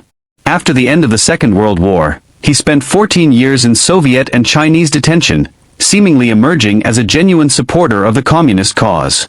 He had survived all the political upheavals in China during the 20th century and died in a hospital bed. Yet, there is no disguising the fact that no matter how ostentatious his surroundings were, he spent most of his life as a prisoner, first of the Chinese warlords, then of the Japanese, then of the Soviets and then of the Chinese communists. What do you think of Puyi? Was he a sadistic tyrant who considered himself superior to everyone else and a war criminal who collaborated with Japan, or was he a man who was mistreated throughout his whole life by the people around him, a constant prisoner in a gilded cage? Please let us know in the comments section, and in the meantime, thank you very much for watching. Puyi's life was a journey from unimaginable power to complete powerlessness. Once the ruler of a vast empire, he lived to see a world where emperors had no place. Manipulated by foreign forces, used as a puppet, and later imprisoned by his own people, his story was one of survival in the face of relentless change. But perhaps his greatest transformation came not as an emperor, but as an ordinary citizen, spending his final years as a humble gardener in communist China. His life was a symbol of a vanished era, a reminder of how history can shape, break, and redefine even the most powerful figures. In the end, Puyi was not just the last emperor. He was a man searching for his place in a world that had long moved on. Rome thought he was just another slave, destined to die in the blood-soaked arenas for their entertainment. But Spartacus was no ordinary gladiator. He refused to be a pawn in Rome's deadly games, and instead, he lit the flames of one of the greatest uprisings in history. What started as a desperate escape soon turned into a full-scale war, shaking the foundations of the Roman Republic. With thousands of warriors at his side, he did the unthinkable. He made Rome fear its own slaves. But how did he rise from captivity to challenge the most powerful empire in the world? And what was his ultimate fate? The man known to history as Spartacus was an individual of very obscure origin. Based on the fact that he was in the fighting prime of his life in the mid-70s BC, it is generally assumed that he was born sometime between 105 BC and 100 BC. A reference in the brief accounts of his early life to his probably being a member of the Medi tribe strongly suggests that he was born near the Strymon or Struma River in what is now western Bulgaria, a region known in ancient times as Thrace. Of his parents and family background absolutely nothing is known. Spartacus hailed from a part of the ancient world which lay on the fringes of the richer Mediterranean states of Greece. Thrace covers the section of the Balkans on the northern side of the Bosporus and the Sea of Marmara, the waterways dividing the Balkans from Anatolia, the western side of modern-day Turkey. Thrace was the name of the wider region covering the small Turkish enclave where Istanbul sits today, the southeastern quadrant of what is now Bulgaria and the northeastern corner of modern-day Greece. There were a number of significant port towns here dominating the waterways between the Black Sea and the Aegean Sea, but the major power was the population of Thracian tribespeople who dominated the interior. These were fierce fighters, though they were considered to be foreign barbarians by the Greeks.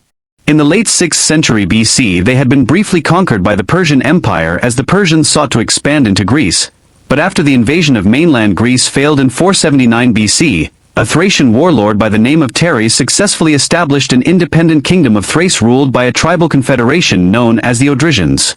He and his successors would dominate the Thrace region with the exception of the southern coastal region where a number of broadly independent cities and port towns predominated. However, there were periods during which the Odrysian kingdom was dominated by other regional powers such as the Kingdom of Macedon and the Empire of Alexander the Great from the middle of the 4th century BC onwards. Spartacus' story belongs to a different time period altogether, one during which new power dynamics had begun to operate in the wider world of the eastern Mediterranean.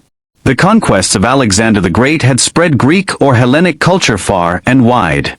The Odrysian kingdom of Thrace had remained a nominal part of the Kingdom of Macedon into the 3rd century BC, but as near constant conflicts raged between the successor kingdoms to Alexander's empire, notably the Kingdom of Macedon, the Ptolemaic Kingdom of Egypt and the Seleucid Empire in the Levant. The Thracians largely became entirely independent again. They were aided in this process during the 2nd century BC when a new power began to emerge in the eastern Mediterranean. This was the Roman Republic, a state which during the 3rd century BC had conquered most of the western Mediterranean and was now being drawn into the wars of the East. Between the end of the 3rd century BC and 146 BC they fought a series of wars with the Kingdom of Macedon which saw that state utterly defeated. With their near western neighbor decimated during these conflicts, the position of the Thracians, who first allied with Macedon against Rome but then switched sides, became more chaotic, with the Odrysian tribes suffering a decline and power fragmenting here. A new Thracian tribal group, the Sapians, would eventually emerge as a client state of Rome's, but Thrace during Spartacus' time was effectively a region on the borders of Rome, one experiencing severe political and military unrest and from which slaves were often being acquired as the spoils of war and conflict by the Romans.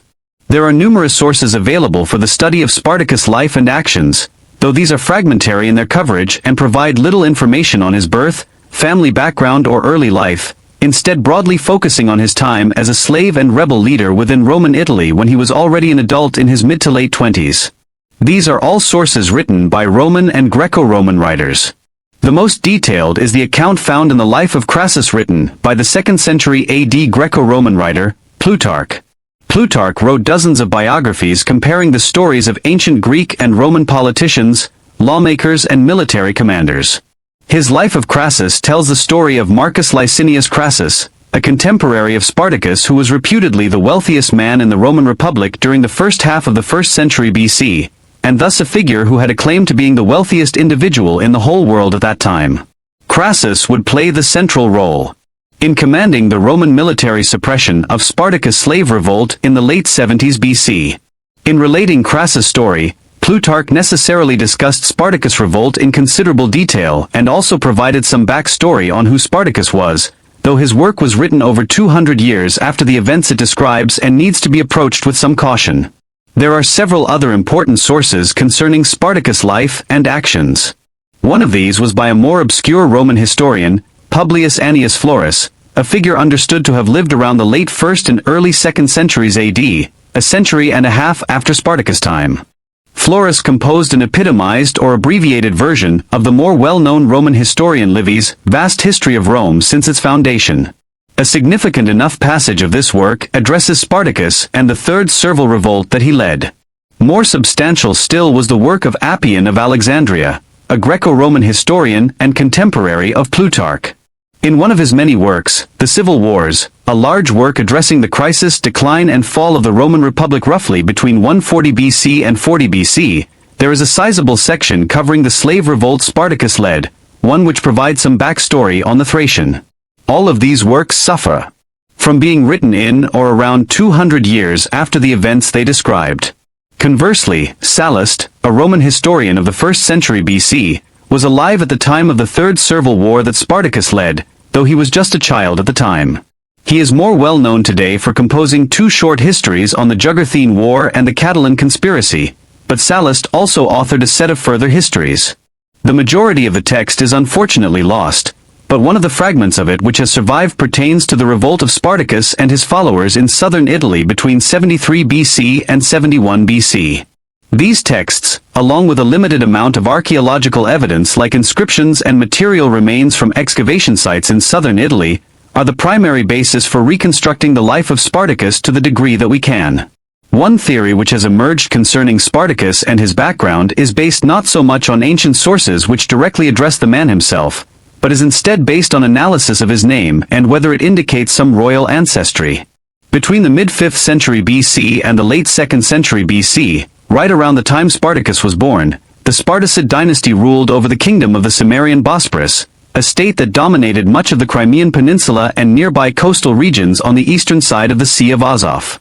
5 rulers of this kingdom, beginning with Spartacus I between 438 BC and 433 BC and ending with Spartacus V, who ruled for 2 decades between 200 BC and 180 BC, bore a name which is effectively the same as Spartacus though with a slightly variant spelling in modern translation.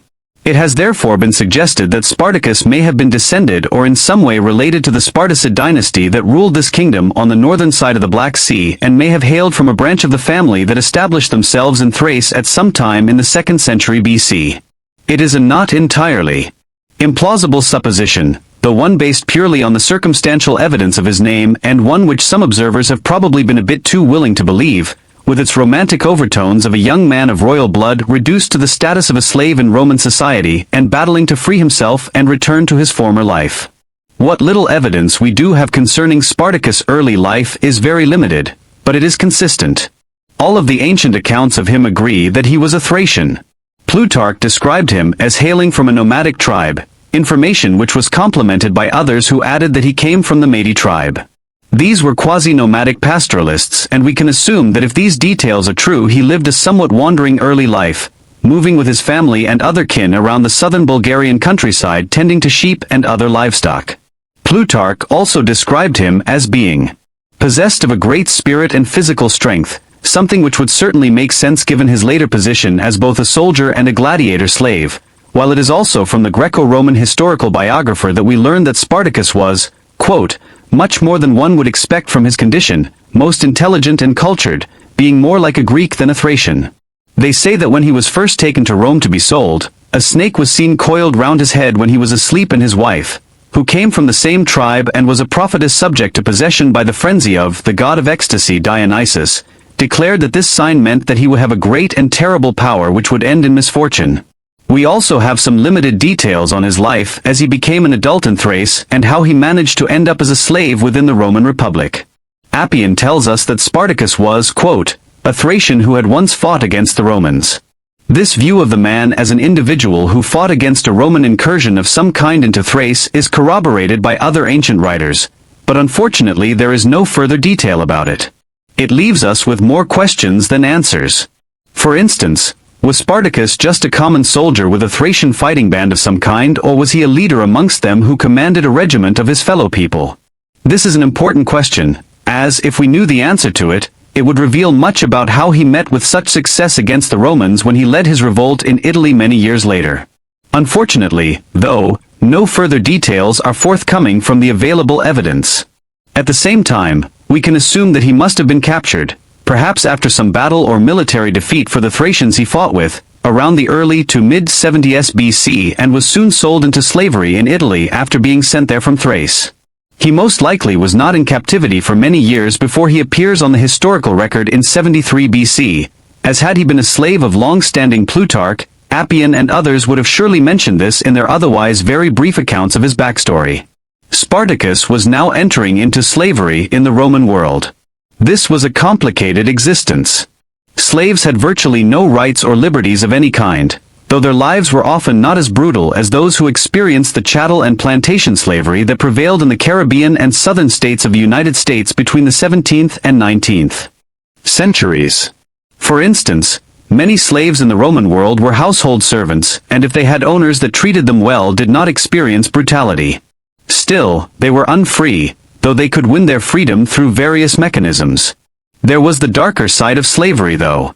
If an owner was inclined to mistreat their slaves, their lives could be extremely difficult, and there is no shortage of evidence of slaves having to wear collars and fetters that indicated their enslaved status and called on anyone who apprehended them to return them to their owner.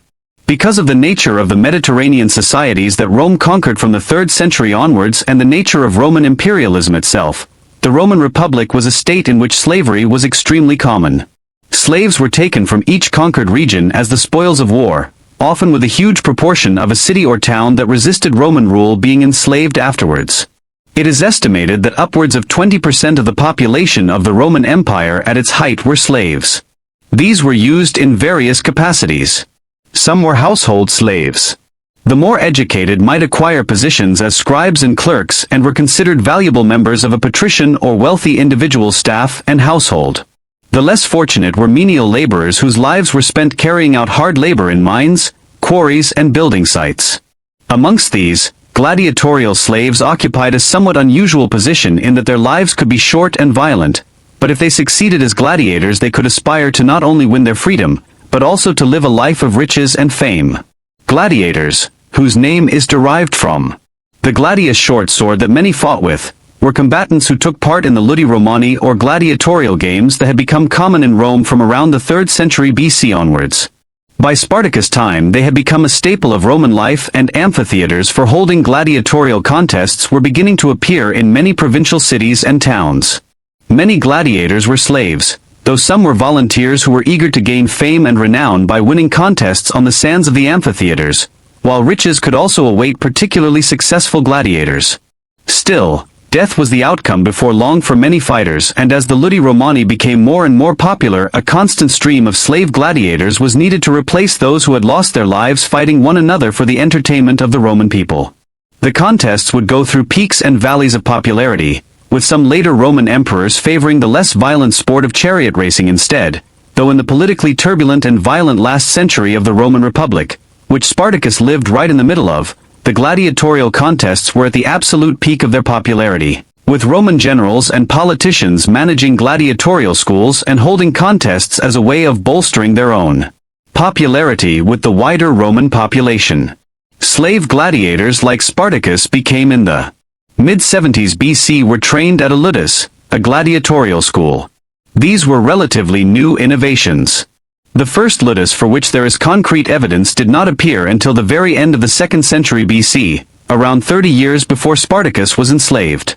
The town of Capua and the surrounding region quickly became the center of such gladiatorial schools in Italy, as it lay in close enough proximity to the city of Rome to be able to transport gladiators there at short notice, while at the same time being far enough removed to provide extensive room for the school grounds and also to avoid violence spreading to the capital if a revolt occurred at a ludus, southern Italy having experienced numerous slave revolts already in the 2nd century BC.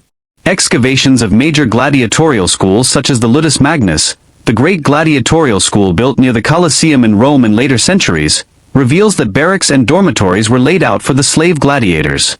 Water was piped into the ludus, and the living quarters were of a good quality. The diet of gladiators was also quite good, as they needed their strength to perform well, while expansive training grounds were laid out for gladiators to exercise and practice their fighting skills. Overall, slaves like Spartacus that found themselves being brought to a ludus could expect a higher living standard than most other slaves in Roman society, the catch being that their lives could be quite short depending on how they fought in the amphitheaters.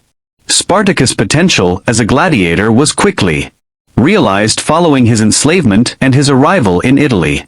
Our ancient sources do not reveal much about how it came about, but we do know that he soon ended up at the gladiatorial school managed by Lentulus Batiatus, otherwise named as Gnaeus Cornelius Lentulus Vatia, in the town of Capua down the coast of western Italy from the city of Rome itself.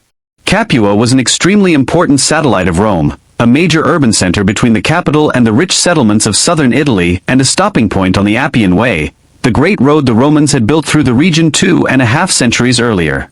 Betrayal may well have been the Cornelius Lentulus who successively served as quaestor and the tribune in Rome in 75 BC and 72 BC, and was consequently a figure of some considerable social prestige and wealth at the time Spartacus arrived at Capua. At the ludus here Spartacus was assigned to fight as a Gallus, a type of gladiator who fought with a large oblong shield and gladius sword and who were assigned the role of pretending to be a Gallic warrior from Gaul in France and the Low Countries, the Gallic people being formidable enemies of Rome who had been the last people to sack the city all the way back in 390 BC. These Gallus gladiators became known as a murmillo after the conquest of Gaul by Julius Caesar 2 decades later, when it became politically unacceptable to refer to the new subjects of Rome as individuals who would be sent to their death in the amphitheaters. Unfortunately, our sources provide almost no further information of any kind on Spartacus' life at Capua, but based on his decision to lead a breakout with other slaves from the ludus before long we can conjecture that conditions were not idyllic. Spartacus had ended up enslaved in a gladiatorial school of southern Italy during a period of long-running tensions within the world of the Romans. While the Roman Republic had entered into a period of conquest and expansion in the 3rd and 2nd centuries BC of an unprecedented kind for a power from the western Mediterranean, power and riches had brought their own problems.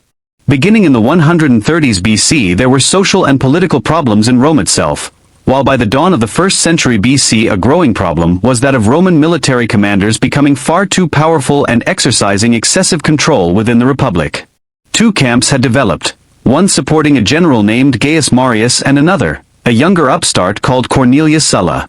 Eventually Sulla had won a civil war against the Marians after the death of Marius himself, and had claimed the title of dictator in Rome for several years between 82 BC and 80 BC. When Spartacus arrived in Italy, the Republic was only just settling back into some form of normality after the civil war and dictatorship, with Sulla eventually having retired to his country estates, where he died not long afterwards. The sharks continued to circle the dying Roman Republic though, and the next half a century would see general after general trying to claim absolute power in Rome before an imperial system would finally be established by Caesar Augustus in 27 BC. This political crisis was mirrored in a social crisis which was much more germane to Spartacus' story. Rome, as we have seen, was a slave-owning society, one in which at its height an estimated 20% of the population were slaves. Beyond slaves themselves, a large proportion of the free population were the poor and landless laborers. It was only Roman citizens and in particular the Roman elite who held major wealth and benefited from the empire. This highly inegalitarian situation had led to both slave revolts and popular protests against Roman policies for decades. For instance, between 135 BC and 132 BC a huge slave rebellion occurred on the island of Sicily, one which saw much of the island come under the control of a slave army for years before being suppressed. It became known as the First Servile War. A second Servile War followed on Sicily as well between 104 BC and 100 BC, when the large slave population on the island took advantage of the invasion of northern Italy by the Cimbri and other enemies of Rome from beyond the Alps to try to carve out their own domain in Sicily. Finally, between 91 BC and 87 BC, the Social War, a clash between the Romans and their non-Roman Italianate subjects across Italy, was fought as the non-Roman, Italian people sought to be given the honors of Roman citizenship. What all of these conflicts point towards is that there was a strong tradition across Italy by the 70s BC of revolts against Roman rule, both from within the large slave community and the Italian free community, with Sicily and southern Italy in particular being places of frequent revolts and insurrections. When combined with the recent civil war between Sulla and the Marians, the political and social environment that Spartacus found in Italy in the mid-70s BC was febrile at best. Spartacus would soon lead a new slave revolt in southern Italy, one which eclipsed the First and Second Servile Wars in terms of the numbers involved and the threat it posed to the city of Rome itself. This began with an escape of several dozen slaves from the ludus at Capua sometime in 73 BC. Plutarch provides the most detailed account of the events which initiated the slave revolt that would become known as the Third Servile War. In his Life of Crassus he relates the following: the rising of the gladiators and their devastation of Italy, which is generally known as the War of Spartacus, began as follows. A man called Lentulus Betrayal had an establishment for gladiators at Capua. Most of them were Gauls and Thracians. They had done nothing wrong, but simply because of the cruelty of their owner, were kept in close confinement until the time came for them to engage in combat. 200 of them planned to escape, But their plan was betrayed, and only 78, who realized this, managed to act in time and get away, armed with choppers and spits which they seized from some cookhouse. On the road they came across some wagons which were carrying arms for gladiators to another city, and they took these arms for their own use.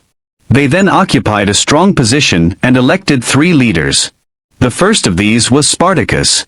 Elsewhere we learn that the Thracians' 2 co-leaders were the gladiator slaves Crixus and Oenomaus, while 2 slave gladiators from Gaul, Gannicus and Castus, would quickly become involved in leading the revolt as well.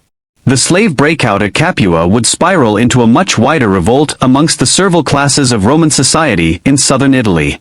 Spartacus and his allies headed south from Capua towards the city of Neapolis, modern-day Naples, and other settlements like Pompeii.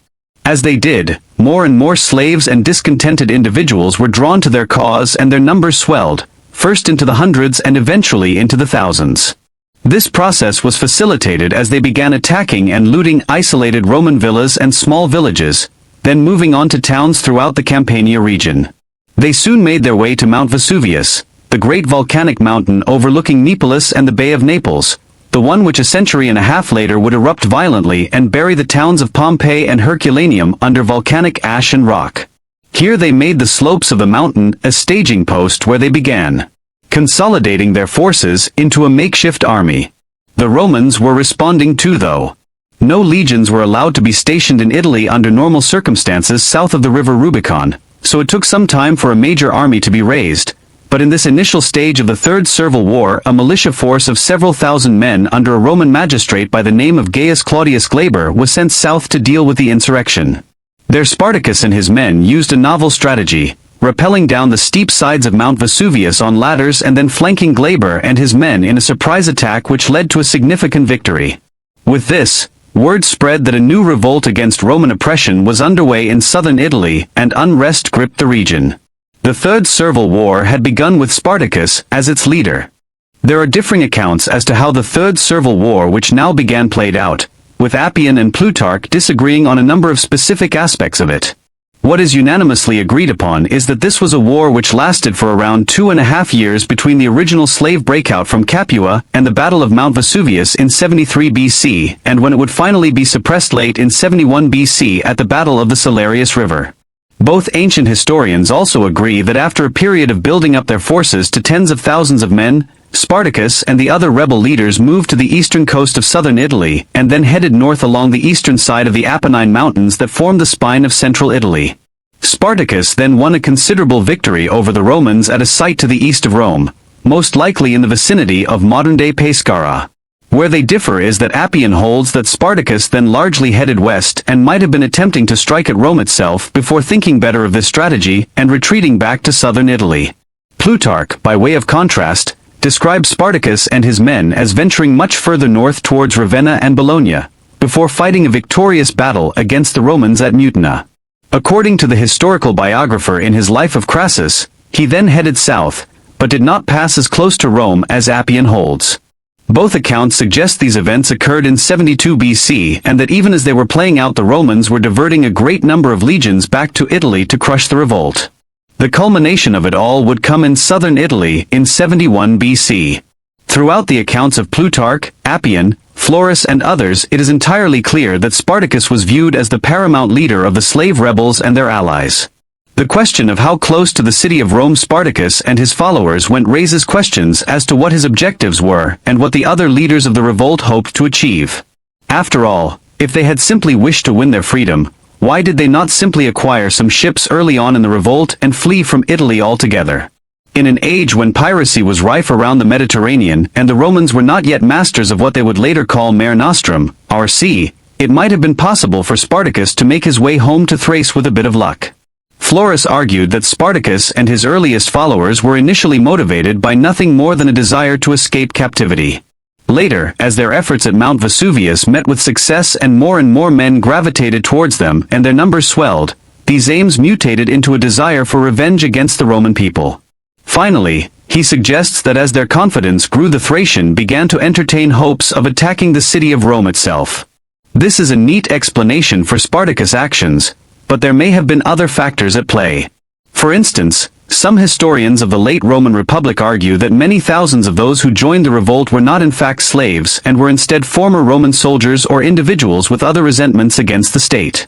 In this light, the Third Servile War is cast as a conflict in which slaves and others in southern Italy, who felt that they had not been properly rewarded for their role in the rapid expansion of the Republic in years gone by, banded together to punish the elite of Italy and to potentially grow their strength until they could strike at Rome itself. Appian's account of their progress, with a northward march and then abrupt swerve westwards close to Rome, suggests a possible objective of attacking the capital, though Plutarch, who as we have seen describes Spartacus and his followers as campaigning much further north towards the plain of Lombardy, hints that perhaps they were attempting to simply break out of Italy altogether to freedom over the Alps, where Gallic and German tribes still lived free from Roman rule. The theory that Spartacus' army was comprised of many former Roman loyalists who were disillusioned at the way they had been excluded from the benefits of empire would certainly fit with the size of the army that Spartacus was able to assemble. The ancient accounts concur that he was soon leading an army of tens of thousands of men in southern Italy, and it seems plausible that this was not made up of slaves alone. Historians estimate that the entire horde soon grew to 120,000 followers, but this included camp followers like women and auxiliaries and camp aides who did not fight. Nevertheless, it seems plausible that the rebel army reached a fighting capacity of as much as 70,000 or 80,000 men at its height in 72 BC. From Florus we hear how Spartacus and the other slave leaders built up their army. He states that their forces became, quote, a regular army by the daily arrival of fresh forces. They made themselves rude shields of wickerwork and the skins of animals, and swords and other weapons by melting down the iron in the slave prisons. That nothing might be lacking which was proper to a regular army, cavalry was procured by breaking in herds of horses which they encountered, and his men brought to their leader the insignia and fasces captured from the praetors. Throughout these events Spartacus and his men won several notable victories against the Romans. After the initial small force of hastily assembled troops under Glaber had been defeated at the Battle of Mount Vesuvius, another Roman magistrate and commander, the praetor, Publius Varinius, was ordered to gather together as many men as he could and head south. This was still in 73 BC when the full scale of the threat posed by the rebels had not yet become apparent. Varinius' expedition met with even greater failure than had Glaber's. He marched with several thousand troops, so much so that he decided to split his forces into two contingents, a costly mistake which saw Spartacus' army defeat the two weaker contingents with ease. Varinius barely escaped alive, and most of his men were either killed or captured. This was a boon to the slave army, which now used the captured armor and weapons to arm themselves and strengthen their own forces. Then in the winter of 73 BC into 72 BC they conducted a series of raids against the principal towns and villages of the Campania region, including Nola, Metapontum, Thurii and Nuceria. In this way they continued to strengthen their own position. Further victories followed in the spring and summer of 72 BC, this time against greater forces. As Spartacus led his tens of thousands of followers north along the eastern side of the Italian peninsula, two much larger armies under the two consuls for 72 BC, the leaders of the Roman Republic elected on an annual basis, Lucius Gellius and Gnaeus Cornelius Lentulus Clodianus, moved to prevent them moving any further north. A battle occurred near Gargano in the Foggia region, one in which the Thracian and his men once again scored a victory. It now became apparent to the Senate in Rome that they were not going to be able to suppress the unrest in the south of Italy by sending small forces against Spartacus, and a much more concerted war using the extensive resources of the Roman state would be necessary. They would need full legions and several of them. Thus did the call go out to the provinces for the governors and commanders there to begin dispatching their men towards Italy to protect the city of Rome itself. At the same time, these victories did not come with complete ease for the rebels. During these early engagements in the Third Servile War, Enemaus, one of the slave gladiators who had led the revolt since its earliest days alongside Spartacus, was killed, while the engagement against the consular armies near Gargano in 72 BC may have ended in victory but was costly all the same for the rebel armies. As legionaries began pouring into Italy from the provinces in the second half of 72 BC and into early 71 BC, three individuals were tasked with taking charge of them and crushing the war Spartacus had become the leader of. One of these was Marcus Terentius Varro Lucullus, a Roman proconsular governor of Macedonia who had been engaged in border wars in Spartacus' native Thrace in the early stages of the revolt and now arrived back in Italy with several legions. Another was Gnaeus Pompeius, a figure who had risen to prominence as a commander as a young man in his 20s during the civil war that brought Sulla briefly to power as dictator of the Roman Republic. In the course of the 70s BC, he had overseen the suppression of a lengthy revolt in Hispania by the Roman general Quintus Sertorius. Pompey, as he is more widely known, had just brought the Sertorian War to an end in 72 BC when he was recalled to Italy with some of his legions in response to the threat Spartacus posed there. But the most important Roman commander now, appointed by the Senate, was Marcus Crassus, Rome's wealthiest political figure. A clear indication of his critical role in the war against Spartacus is indicated by Plutarch's Life of Crassus being the most detailed ancient source we have for Spartacus' life and actions. Appian and Plutarch's accounts of the end of the war converge again and largely agree on the final stages of it. Having decided to march back to southern Italy with his forces, Spartacus was soon confronted by Crassus marching south with 8 legions, a nominal force of 40,000 well-trained men. In the now unlikely event that he should defeat these, Pompey and Lucullus were advancing in Crassus' rear with further legions. Despite the size of the revolt, there was now nearly parity when it came to the size of the two opposing armies. Perhaps the result was inevitable given this injection of legionaries into Italy. Crassus won a series of battles through the early months of 71 BC and by the second half of the year had hemmed Spartacus and his remaining army into the southwestern extremities of the peninsula.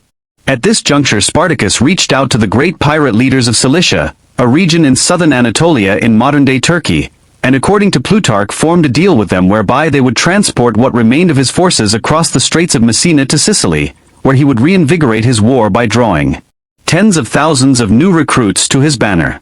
The Cilicians, though, reneged on the agreement and Spartacus and his ever-declining band of followers were left stranded in the toe of Italy with Crassus, Pompey and Lucullus all advancing.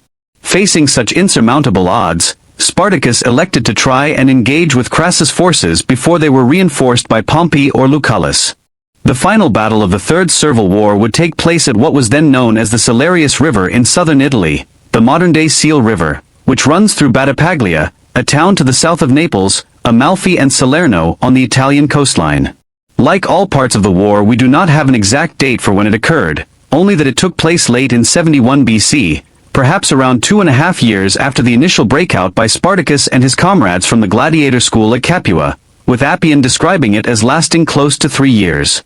In keeping with the tendency that was common amongst ancient Greek and Roman historians to exaggerate the size of enemy armies, the sources for the battle suggest that Spartacus was still in command of over 50,000 men and outnumbered Crassus' legions, but modern historians tend to agree that Spartacus' army was probably down to 20,000 to 30,000 men at this juncture.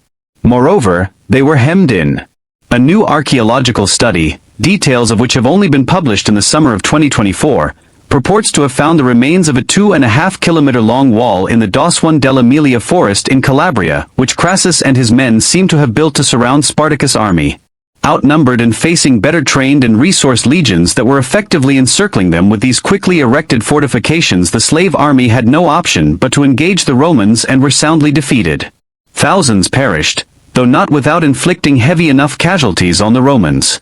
This possibly being a product of Crassus engaging Spartacus faster than he should have in an effort to bring the war to an end before either Pompey or Lucullus could steal some of the glory for defeating the Thracian from him. In the midst of the battle of the Salarius River, the Thracian slave gladiator that led the Third Servile War was killed.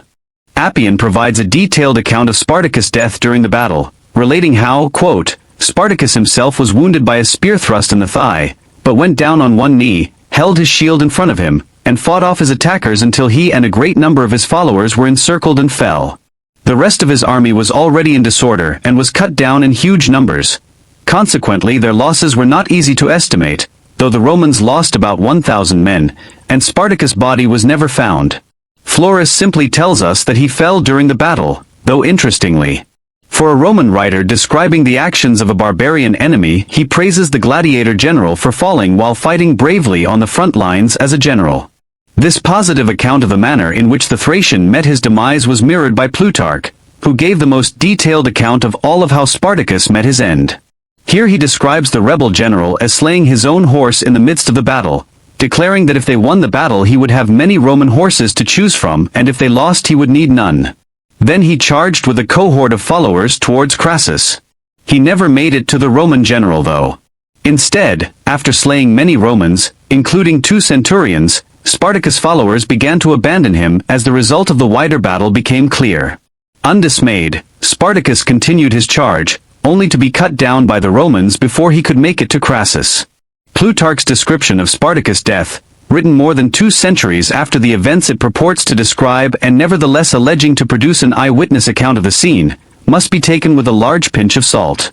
While it is possible that he himself was drawing on more contemporary sources that could reliably have described the battle and the death of the general, it is far more plausible that he was exercising a degree of creative license which makes his portrayal of Spartacus' death more historical fiction than historical reality.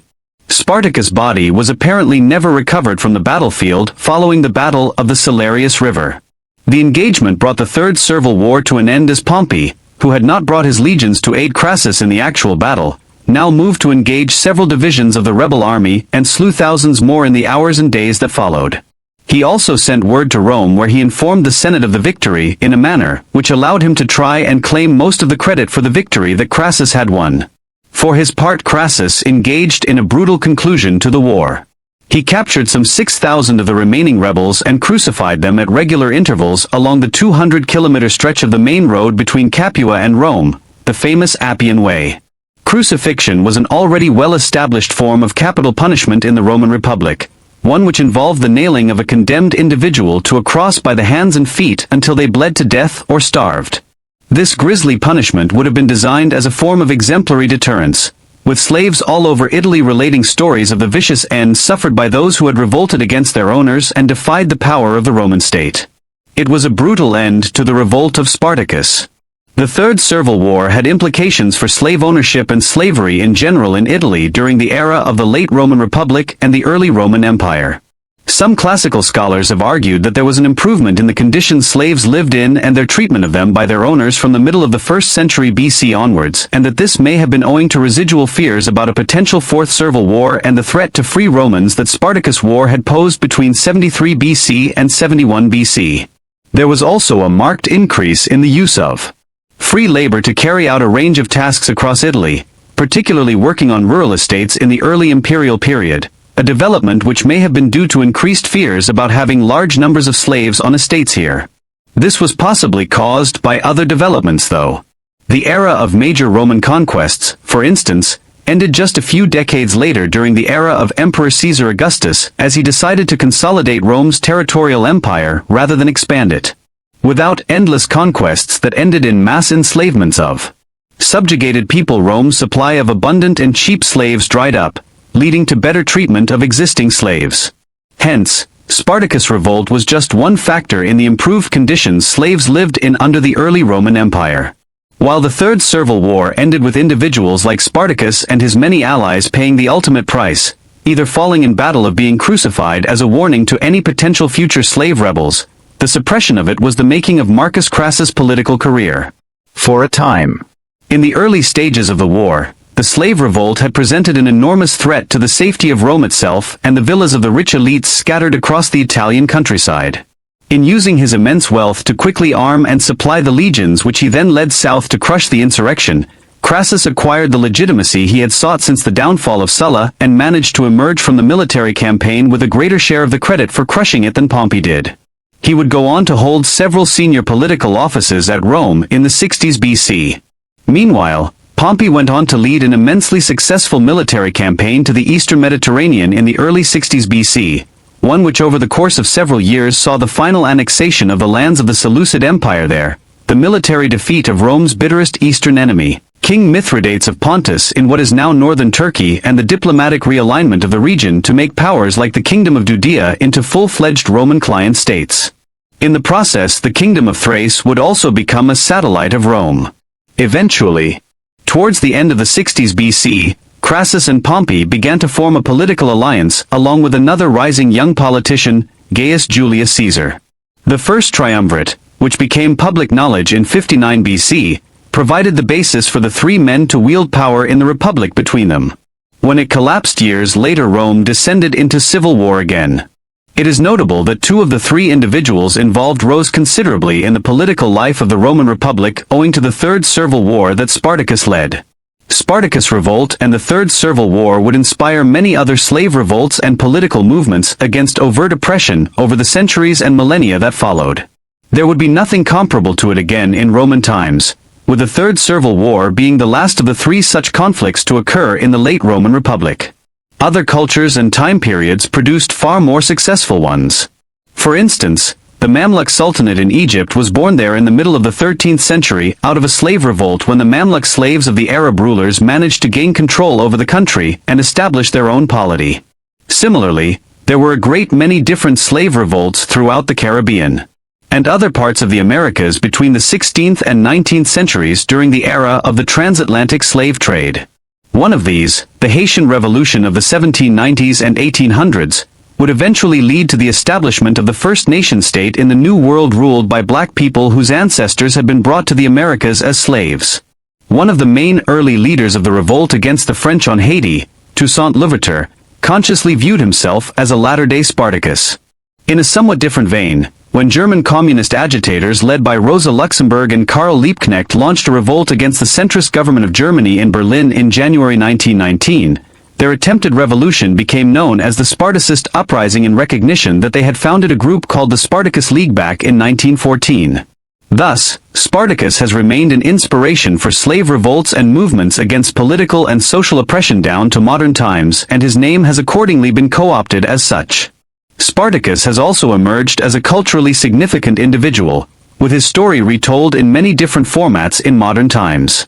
For instance, as early as 1874, the Italian author, Raffaello Giovagnoli, published a book entitled Spartacus, while the great German cultural critic and playwright, Bertolt Brecht, made Spartacus the subject of the second play he ever completed. Less than 20 years later, the Hungarian author, Arthur Koestler, published his first book in English, The Gladiators. It focused on the revolt of Spartacus and his followers, and was notably the book Koestler wrote right before he began work on Darkness at Noon. The latter is widely considered one of the great novels of the 20th century, and with its anti-totalitarian themes, Koestler's recent work before writing it on a group of slaves revolting against the oppression of their Roman owners was doubtlessly an influence. Another 2 decades later, the film Spartacus, starring Kirk Douglas in the title role and Laurence Olivier as Marcus Crassus, appeared. Based on a 1951 book by Howard Fast, the film was directed by the great Stanley Kubrick and won several Academy Awards, including a nod to Peter Ustinov for his depiction of Betrayal, the owner of the gladiatorial school in Capua where the revolt that launched the Third Servile War began. Further television series have retold the story of Spartacus in recent decades. Though less critically lauded, they point towards the continuing interest in the slave leader's story and the war he led against Rome between 73 BC and 71 BC. Spartacus is a very interesting historical figure. Rattle off the name today, and almost anyone you meet will have either heard of it before and might even be familiar with the broad parameters of his story. He was the leader of a slave revolt against the might of the Roman state, a romantic figure whose story has been retold repeatedly in books, films, television series and plays over the centuries. And yet, when we dig down beyond the romantic tale, we actually know virtually nothing about Spartacus. The amount of written source material concerning his life and the revolt which he led against Rome, the Third Servile War, found in the works of Plutarch, Appian, Florus and a handful of other fragments, stretches to just a few thousand words when compiled together. These provide little more than a few sentences about his early life and backstory, and other than some conjecture about his possible ancestry, we know almost nothing about him other than that he hailed from Thrace and after fighting against the Roman state was enslaved and ended up at a gladiatorial school in Capua in the mid-70s BC. Thereafter we have a good bit more detail on the 2 or so years between when he and his accomplices initiated the Third Servile War and when he died fighting at the end of it. It must be said that it was an heroic struggle. For 2.5 years a gang of men who were enslaved and oppressed managed to turn a small local revolt into a full-blown war in which they took over southern Italy and threatened the security of the city of Rome itself, drawing tens of thousands of men to their banner in the process. Even those Roman historians who wrote about Spartacus expressed admiration for his bravery. But his cause was ultimately doomed and the war was crushed brutally in 71 BC. In the end, perhaps the reason why Spartacus has been so easy to romanticize is that we know so little about him. All that really exists is the colorful fable of an obscure slave who revolted against a great power, threatened it for a brief time and then died valiantly in battle. What do you think of Spartacus? Was he a major slave leader and social upstart, or has his rebellion simply been romanticized by Hollywood since the middle of the 20th century? Spartacus was more than just a gladiator. He was a symbol of defiance against oppression. He led an army of the forgotten, the enslaved, the ones Rome believed had no power. For years, he outwitted the greatest military force of his time, proving that even the mightiest empire could be shaken. But in the end, Rome struck back with overwhelming force. His final battle was brutal, his army scattered, and his body was never found. Yet, Spartacus never truly died. His legacy lived on, inspiring revolutions and freedom fighters for centuries to come. The gladiator who rose against Rome became more than a man. He became a legend.